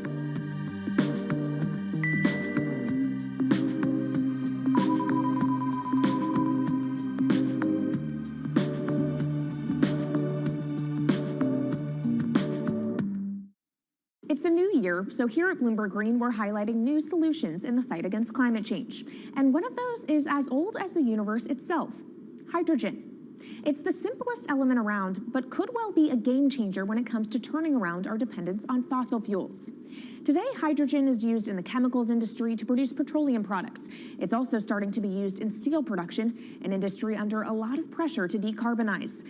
But it has far more uses as well, from powering cars to heating our homes. And Bloomberg New Energy Finance sees a seismic shift in the sector in the next 10 years as green hydrogen squeezes out dirtier alternatives. So-called gray hydrogen dominates today. But as renewable electricity gets cheaper and more accessible, so will green hydrogen. In this week's edition of Bloomberg Green, we'll explore what this push into hydrogen means for tackling climate change. We'll hear from Australian billionaire Twiggy Forrest about his pivot from iron ore to hydrogen, and we'll also speak with the CEO of Italian utility company Snam about his book, The Hydrogen Revolution. But first, what are we using hydrogen for? And why does it actually matter? Christine Lee Edwards explains. Hydrogen, the most plentiful element in the universe. On Earth, we find it mostly bonded to oxygen in the form of water, or in other gases known as hydrocarbons. Hydrogen gas, H2, burns hot and clean, making it an attractive tool in the race to net zero. But isolating hydrogen from other elements is no easy task. Today, the cheapest way to do this is via chemical processes that break up natural gas. This releases a lot of carbon dioxide. Another method is to use electricity to split water molecules in a process called electrolysis. Although there is no carbon byproduct, a lot of electricity is needed. And if this power comes from burning coal or gas, it negates the zero emissions goals of using hydrogen to begin with. Hydrogen produced in this way, powered by fossil fuels, is called gray hydrogen. If carbon capture and storage is used together with fossil fuels, then it becomes blue hydrogen. If nuclear power is used, it's called pink. And finally, green hydrogen is when it's produced via electrolysis and powered from renewable sources. This method is considered emissions-free. It's predicted that by the early 2030s, H2 made from renewables will be cheaper than that made from fossil fuels. But that hinges on the cost of electrolysis declining, which will be achieved through larger projects and an expansion of manufacturing. To be clear, vast amounts of H2 are already used today. Global production in 2018 totaled 117 million metric tons. This hydrogen is mostly used for its chemical properties, not as a source of energy, and very little of it is clean. Some sectors like steel could start using hydrogen for these chemical properties, replacing coal. Industries like cement and glass may also use hydrogen as a source of heat. Another advantage is its energy storage potential. It can be stored over long periods of time and used when more power needs to be added to the grid. It also could hold an advantage over batteries in heavy transport and shipping. The promise of hydrogen for energy has been around since at least 1874, when Jules Verne wrote about it in his book, The Mysterious Island. But the future of hydrogen will depend on policy. Countries with net zero targets, carbon pricing, and hydrogen strategies with investment mechanisms are likely to see the highest H2 demand.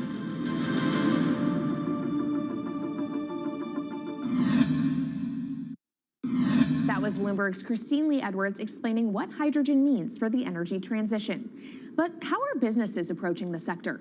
Well, one of Australia's richest men is making a big play into hydrogen. Andrew Forrest, better known as Twiggy, made his fortune from iron ore, being the chairman, former CEO, and major shareholder in Fortescue Metals, one of the world's biggest miners. But after having made over $10 billion in profit from the metal in the last fiscal year, Twiggy wants to transform Fortescue into a clean energy company. He's been scouring the planet in search of investment opportunities in hydrogen and renewables. The firm plans to allocate up to 10% of its annual profits for green energy investments and is exploring projects across the globe, from Indonesia to Argentina. Francine Lacqua caught up with Twiggy Forrest. There's only one type of clean hydrogen, all the rest is dirty. Yeah. That is green. If you just say green hydrogen is clean, the rest is dirty, then you've actually nailed it. And, you know, anyone else who produces any other rubbish, any other argument, just look them there and say, why is global warming accelerating if anything you're saying is true? And then you'll know, actually, it's greenwashing. Yeah, but there's a lot of greenwashing because I keep on being told it's a transition. We can't just, make the transition at a click of a finger. So what are we doing wrong? What can we do better? I don't remember the personal computer having to transition the typewriter. I really don't remember that. I don't remember the smartphone having to transition the pocket calculator and the old landline. You know, its transition line is complete rubbish. The lie got put to it 2 days ago when JCB, a really loved British company, every right for the country to be proud of JCB, and Fortescue, holding a bit of a similar reputation, fantastic track record, everyone's done super well from Fortescue, huge balance sheet, super strong. When those two companies got together and agreed a $7 to $9 billion US agreement per annum, right, then that's a real wake-up call to say, hang on, green hydrogen is obviously commercial now. You know, every other form of fossil fuel hydrogen, you know, it can compete with it on price, it can probably lose on price, but what we know, it is cooking the planet. And only green hydrogen zero methane, zero carbon in the supply chain. Connection lost. Right. In the supply chain. But at the moment, we're not even phasing out coal, if you look at the G20 communique. So we have a long way to go to talk about only using green hydrogen. Yeah, so look, I have a call, which I'd like to make now, that the world should not fund any more coal-fired power stations, coal mining projects, ever. We should wind them down as quickly as possible because they are cooking the planet just like grey and blue hydrogen is cooking the planet. Yeah. You know, hydrogen, which is not made from renewable electricity, is releasing 10 to 16 times more carbon, let alone the methane, which is worse, than it is hydrogen. So we've just got to stop doing things which are self-harming under the guise of greenwashing. So why are leaders so slow? Even if you look at the appetite for ESG investments, they're growing exponentially, so are emissions. So where are we allocating capital? Okay, so take the recent G20. There's probably a reason why there wasn't strong action coming out of the G20 because people were not aware that major transactions between large companies were taking place now on green hydrogen, that actually this pollution-free all the way through the supply chain fuel was now being transacted at multi-billion-dollar scale.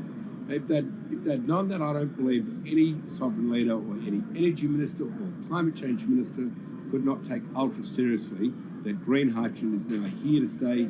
It's broken through. History has been made. It will never go back.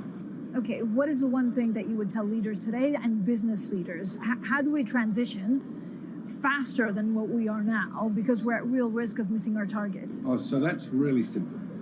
You stop funding, you stop subsidizing, you stop using money into fossil fuels. It could be carbon sequestration, it could be fuel rebates, could be anything. Hundreds of billions of dollars getting ashed while we ash the planet on fossil fuel subsidies.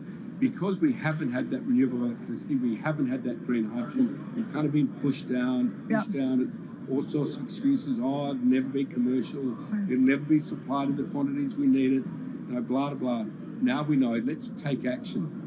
It's practical, it's implementable, let's do it now. Okay, if we do it now, is there going to be a shock to the energy system? Is there going to be a shock actually to economically? And is it worth, you know, not talking about transition, just going from A to B? Yeah, it's a fantastic question. A to B is the solution. Let fossil fuels do what fossil fuels do. Just burn their coal, burn their oil, burn the gas. At least they're pumping up carbon and methane into the atmosphere, honestly. Well, not that honest because they don't measure methane, which is 90 times worse than carbon. But at least the carbon is being done honestly. Encourage the green hydrogen sector to come in really fast. Okay, it's there. There's renewable power all over the world. We now know how to make electrolyzers much cheaper, like 25% of the original cost. We know how to do that now. We don't have an excuse to get into it. Does it need to be cheaper than oil and fossil fuel for it to be viable worldwide? Well, right now it is. Okay, so let's just swallow that bit of financial data. Right now it is cheaper, and it's getting more cheap. It's the only fuel you know Mr. which is declining in value. You don't have enough of it, right, to power the world. Yes, that's only because we haven't had policies to support it. If we had policies to support it 5-10 years ago, it would be everywhere. You'd see the global warming budget start to come down. Now, we've got 5 or 10 years to make a huge difference. I need policy leaders all over the world to appreciate now, okay, big business is transacting with green hydrogen in multi-billion-dollar agreements. We now know it's here and it's here to stay. Let's spread it everywhere. Coming up on the program, the hydrogen revolution. We'll speak with the CEO of Italian utility firm Snam about his new book and why he thinks green hydrogen will be competitive in just 5 years. Plus, how are airlines working to become more sustainable? We'll look at how Airbus plans to step up in the climate fight. This is Bloomberg Green.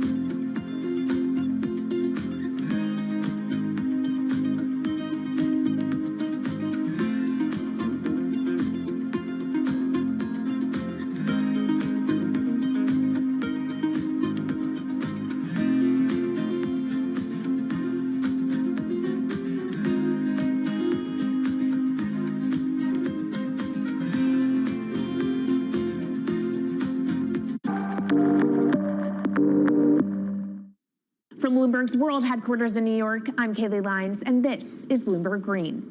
What will the world look like in 2050? Will global temperatures have stabilized, electric vehicles be abundant, and solar and wind power homes around the world? According to Marco Alvera, the CEO of Italian energy company Snam, that vision of the future could be a reality. And he says that hydrogen will pave its way. As he tells it in his new book, The Hydrogen Revolution, Alvera's moment of reckoning came in November 2018 when he tasked the Snam Scenarios team with studying how Europe could reduce its CO2 emissions to zero by 2050. Looking through the results of the study, Alvera said he was struck by how much hydrogen was in Europe's energy mix by that year. Beyond the abundance of hydrogen, the Snam model also predicted that it would be the cheapest form of decarbonized energy for many sectors, and that it could be cheaper than today's prices for oil, coal, and nuclear power. Our Maria Tadeo spoke with Alvera at COP26. It's happening all very fast. We see the cost of hydrogen coming down a lot. Hydrogen will play a big role in the energy mix. I don't know if it's going to be 15 or 25% of a fully decarbonized energy system, but it's going to be big. Costs are coming down, and people are waking up to the fact that it's the only way to decarbonize certain sectors, the so-called hard-to-abate sectors. And you say it's the only way and the costs are coming down. Where do you see prices moving? Because a lot of the reticence at times has to do with the pricing, that some argue, well, it's still not the cheapest option on the market. So when I was first working in hydrogen in 2004, it was costing $1,000 per megawatt hour. 2010, $600. Today, $100, and we see it going down to $50 in 5 years' time, and to going down to $25 per megawatt hour in the next 10 years or so, which is a quarter of where it is today. That's really because renewable energy, and we're talking green hydrogen here, renewable energy costs are falling, but the cost of making the electrolyzer, which is the kit that you use to convert solar or wind energy and water into hydrogen, the cost of this kit is falling a lot because it doesn't really exist on an industrial scale. So as we build up capacity, we industrialize it, we standardize it, and we squeeze costs out. That's really the cost trajectory. And for that, of course, you need demand, however, for governments and also institutions to kind of buy into this idea that it is the future and we want to invest and create infrastructure. What are they telling you? When you speak to governments, when you speak to officials, are they keen on this? They're very keen. So the Department of Energy shares our view in the States of getting to below $1 a kilo, which is $25 a megawatt hour. The European Union has a hydrogen strategy, which is very clear, and several member states have the same. Chile wants to export a lot of hydrogen. China's big on hydrogen. Australia is very big on hydrogen. Japan is blending already hydrogen. So I would say the world is now really focused on this because it's the only way to store energy for a long period of time economically is to convert it into either a liquid or a gas. And of course, you talk about the price, but the other big component is the volume. You know, how big can you go? Where do you see that on a time scale? So wherever it's sunny or windy, you can produce very cheap hydrogen eventually. And so compared to oil and gas, which are concentrated in few parts of the world, it's going to be very democratic from that point of view. So every sunny place, every desert, every ocean wind can be turned into hydrogen that we can put on ships, in pipes, and really start trading it around the world. So it's going to happen a lot faster than a lot of people think.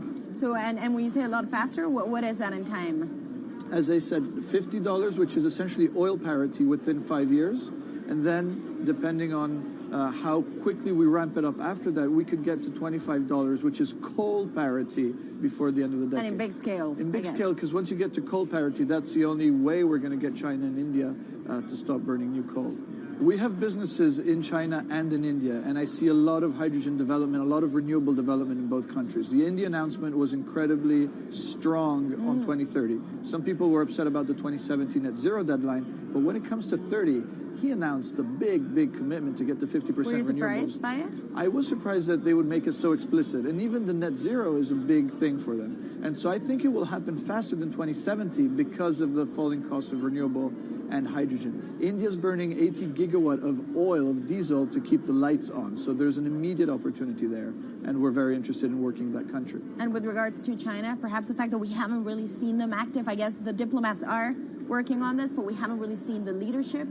It's going to be technology, it's going to be industry. I think China has committed to a net zero, which is very important. At the G20, China was clearly behind the 1.5 degrees. So I think a lot has been achieved between the G20 and COP. And I think what's really important is to see in the coming years how quick it's in our hands to make part of this happen in 5 years, or it could otherwise happen in 15, 20 years. It's about building the project. The capital is there.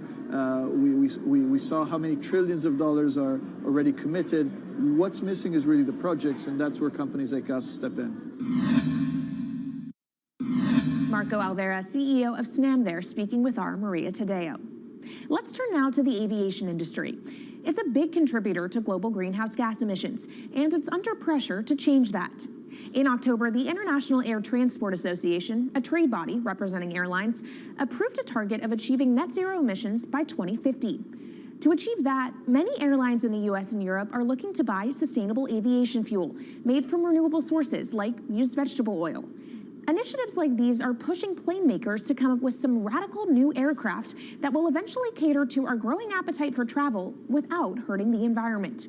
We took a look at how Airbus, the world's #2 aircraft manufacturer, is stepping up to the challenge. How long until we can fly emission-free? Airbus says it's more confident by the day it can be done by its 2035 target. Airbus's CEO spoke about its ambitions for hydrogen-powered planes at the company's summit in France. The physics works.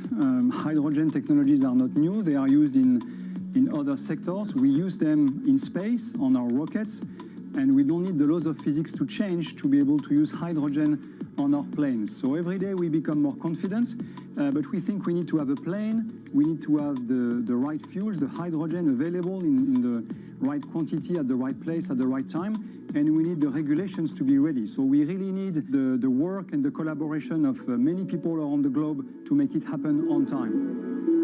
But it could be a long wait until green passenger jets go mainstream. Larger aircraft with more than 150 seats are not expected to feature globally until about 2050. That means manufacturers and airlines today are under growing pressure to ramp up short-term innovations to cut their carbon. In the long term, meeting the ambitious plans for so-called green hydrogen means building a giant industry almost from scratch. To make that happen, British airline EasyJet is among those saying governments need to get involved and fast. Aviation's emissions over the last 3 decades leading up to the pandemic grew by about 80% to over 1 gigaton, and that's projected to double by 2050. According to Bloomberg NEF, about half of the airlines with the largest global market share have set net zero targets by that same date, nearly 3 decades away. Coming up, from blue sky projects to the bottom line. We'll speak with our Bloomberg NEF expert, Meredith Annex, and dig into their models about how hydrogen fits into the future energy mix. This is Bloomberg Green.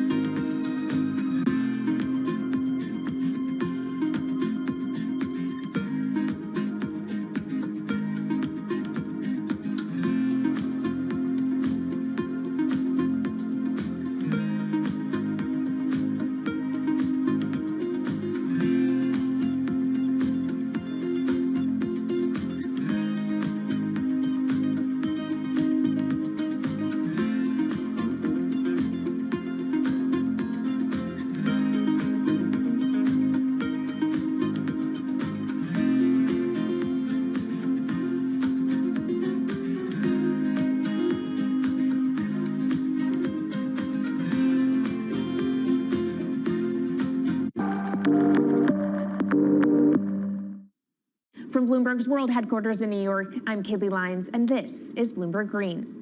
Now let's bring in Meredith Annex, our Bloomberg NEF hydrogen specialist, to talk more about how hydrogen could change the energy landscape. So Meredith, what place do you think hydrogen is likely to have in the future energy mix globally? Hydrogen's this incredible solution for us as we look to decarbonize because it's a perfect solution in areas that are hard to electrify. So where we like to think about hydrogen playing a role, it's in things like heavy industry, especially where you need a feedstock as well as energy source, and in things like dispatchable power, long-haul transport, maybe even shipping and aviation. That sounds great that it can be used for such diverse industries. At the end of the day, though, how much is this going to cost? Well, that's the amazing thing about hydrogen, because depending on how you make it, it can actually see significant cost declines in the future. So when we're talking about clean hydrogen, we usually mean green hydrogen produced from renewable electricity. And in that case, your hydrogen is almost as cheap as the renewables that are used to make it. So if you're in a place with really good renewable resources, you'll be able to have cheaper hydrogen. But even in places with less good resources, we think that hydrogen can be cheaper than $1 per kilogram, which is the price of unabated hydrogen today, and around $8 per million BTUs for those who prefer to think in energy units. And that can be achieved anywhere in the world by 2050, we believe. All right, so let's talk about kind of the pros and cons list. I don't know where cost fits into that, but what are the advantages to hydrogen over other renewables, and then what are the drawbacks?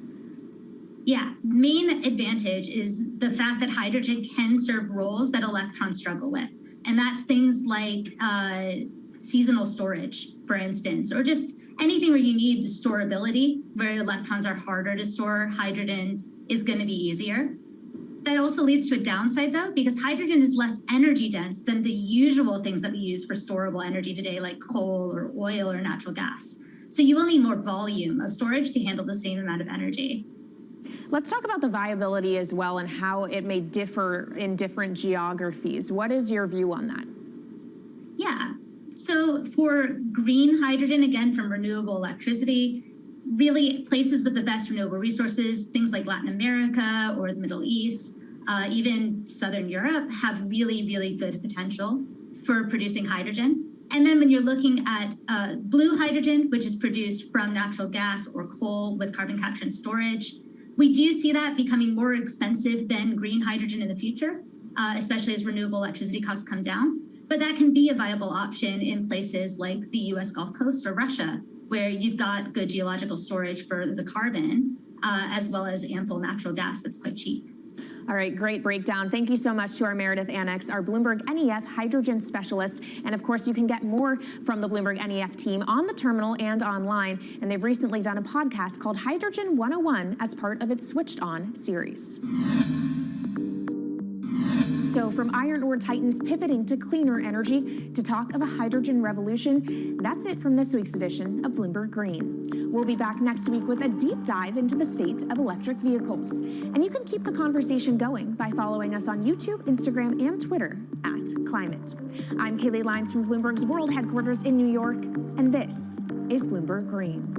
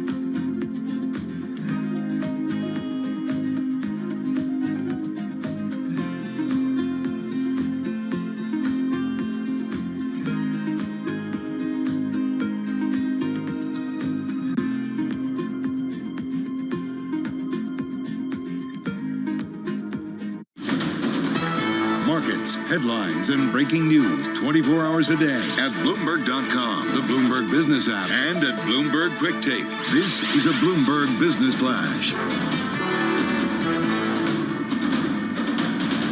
From Bloomberg World Headquarters, I'm Charlie Pellet. We're looking at a down Tuesday here. We're off session lows, but we've got the Dow, the S&P, NASDAQ 100 index, Russell 2000, all moving lower right now. S&P down 17, drop right now of 0.4%. Dow Industrials down 40, a decline of 0.1%. NASDAQ Composite Index down 159 points now, down 1.3%. And the NASDAQ 100 index down 1.2%. The Russell 2000 down 1.7%. Stocks are retreating as a downbeat outlook from another giant chip maker, Micron Technology, adds to recession fears, with traders potentially unwilling to pile into riskier assets ahead of tomorrow morning's inflation data.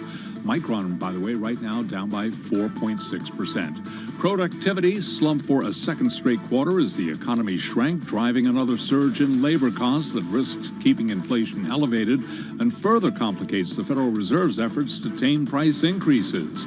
As for the broader economic backdrop ahead of tomorrow morning's CPI report, Claudia Sahm is Director of Macroeconomic Research at the Jane Family Institute. So we are absolutely seeing a very disrupted economy begin to heal. That is one important interpretation of the jobs report that we saw last week. We have a lot of hiring. We do have strong wage growth. How else are you going to solve the labor shortage and bring workers back without paying them more? Spirit Airlines is reporting a narrower than expected loss after the deep discount carrier cut growth plans to help control spiraling costs from flight disruptions. Spirit is trading lower by just about 0.1%. JetBlue, which is in the process of acquiring Spirit, down now by 2%. Recapping, S&P down 16, 10-year yield 2.79%. I'm Charlie Pellet. That is a Bloomberg Business Flash. This is Bloomberg Business Week. Insight from the reporters and editors who bring you America's most trusted business magazine. Plus, global business, finance, and tech news as it happens. Bloomberg Business Week with Carol Massar and Bloomberg Quick Takes Tim Stenovic on Bloomberg Radio. All right, everybody. Good afternoon. Live from our Bloomberg Interactive Broker Studio. We are streaming on YouTube. I was going to say on Tuesday, because it is Tuesday, August 9th, 2022. I'm Carol Massar, my co-host Tim Stenovic. He is off today, and joining me for the next 3 hours, Bloomberg Market Senior Editor Mike Regan. And Mike, we've got another day where tech stocks just can't get a break, and it seems like we have to blame the chip sector again. Yeah, that Micron forecast really is spooking people a little bit, especially right on the heels of that NVIDIA forecast from yesterday. So I don't know. I wonder if it's just part of the whole, people are going out into the real world again and buying less gadgets and gizmos and not the best quarter for chip stocks, or if there's something more. I don't know. It's a good question. Exactly. So, all right, we're going to get into that. We're also going to get into some of the most read on the Bloomberg, including the legal aspects of that FBI search of former President Donald Trump's Florida home. We've also got a most read on college endowments not making the grade. And then, Mike, do you feel sorry for the underdog, formerly known as Facebook? Not quite, no. No. Well, neither does Max Chafkin, who writes about it. So we'll get into that. And then we've got a slew of individuals really just taking a look at how we are flex working. We've got the CEO of IWG. We've got the CEO of car parts on the auto world, and then the habits guy in Silicon Valley. So we've got a lot of good stuff coming up in the next 3 hours. First up, though, we got to talk markets and the market drivers report. Let's set your Business Week agenda on this, Tuesday, August 9th. Gina Martin-Adams joining Mike and myself. Gina is Chief Equity Strategist at Bloomberg Intelligence on the phone in New Jersey. Gina, I feel like a million things, a million questions when it comes to what happens in the markets next. Tell us a little bit about the research you guys have out about growth versus value right now. Yeah, so on a technical basis, our market technician Anthony Feld actually just put out a report talking about growth just piercing that shorter-term downtrend relative to value, suggesting that maybe on a technical basis the group is breaking out. But in line with your sort of commentary about cross-currents, the fundamental outlook for the growth space significantly worse than the outlook for the value space. So a lot of conflicting information. You know, what we're seeing across the board is growth stocks forward estimate revision significantly worse than value stocks forward estimate revision. growth stocks valuations still look too high, particularly in an environment where the Fed is going to have to continue to tighten. So the fundamental outlook not so good, even though investors have sort of run right back into this space. We think much of that run may be at risk as we sort of reassess the outlook for growth going forward. Gene, I'm curious what you think it would take to get that growth factor outperforming again. I mean, is it simple as those earnings revisions sort of stabilizing, or is inflation, the need for inflation to peak really a big part of what would need to get growth performing well again? Yeah, I think it's a combination of both of those things, Mike, as well as the outlook for Fed rate policy, right? In our minds, the reason that growth has recovered over the last 6 weeks or so is largely related to market implied expectations for the Fed funds rate, which were scaling back a little bit up until the last week, where the drumbeat of economic data once again came to the forefront. And the economic data is suggesting, inflation is still here, folks. It's not going away anytime soon. The Fed is going to have to tighten and maybe even continue to surprise us with the pace and the degree of their tightening going forward. So that certainly puts a little bit of cold water on that growth rally. To your point, what's happening with revisions is pretty critical as well. This is a space that you pay for growth prospects, right? You would get into these stocks because you're anticipating that their long-term growth outlook is pretty solid. And in particular, within the consumer and communication services space, to a lesser degree tech, but nonetheless I'd throw tech in there as well, we're really questioning what at least the near-term outlook for growth looks like. And for some of this group, we're even questioning longer-term growth prospects, in particular, groups like the Netflix and the Metas of the world, which has really dragged down anticipated growth in the communication services space. Right. Gina, I think one of the big ironies of this year was that earnings were actually negative for growth stocks, and they were quite strong for value stocks. It almost feels like, rented growth in the value space for this year. And, when I look out at the tables, you guys do these great tables with Wendy Song where you sort of break down every sector and the growth and value factors about what's expected for next year. It does look, with the caveat of these earnings revisions still being a bit alarming, it does look like growth is going to return to growth, maybe double-digit growth in the S&P Pure Growth Index next year, and much weaker value index growth. How are you thinking about that sort of in the longer term, heading into next year? Is there just too much skepticism about those earnings estimates to really put a lot of faith in those growth estimates for next year? Yeah, I think that's pretty much hitting the nail on the head. Yes, the expectations are that growth will bounce back, but we keep diminishing those expectations over time. And that rate of revision is pretty powerful as a driver of near-term equity market performance. I mean, just to put it into a bit of context, we were expected to see our margin lows for the index in the second quarter of this year. They're not coming until the fourth quarter now, according to analysts. We'll probably see that pushed out into 2023 easily. Most of that margin revision is coming from the growth stocks, right? And whereas tech was originally, just a few months ago, expected to start its relative recovery in comparison to the index at the beginning of 2023, that's now been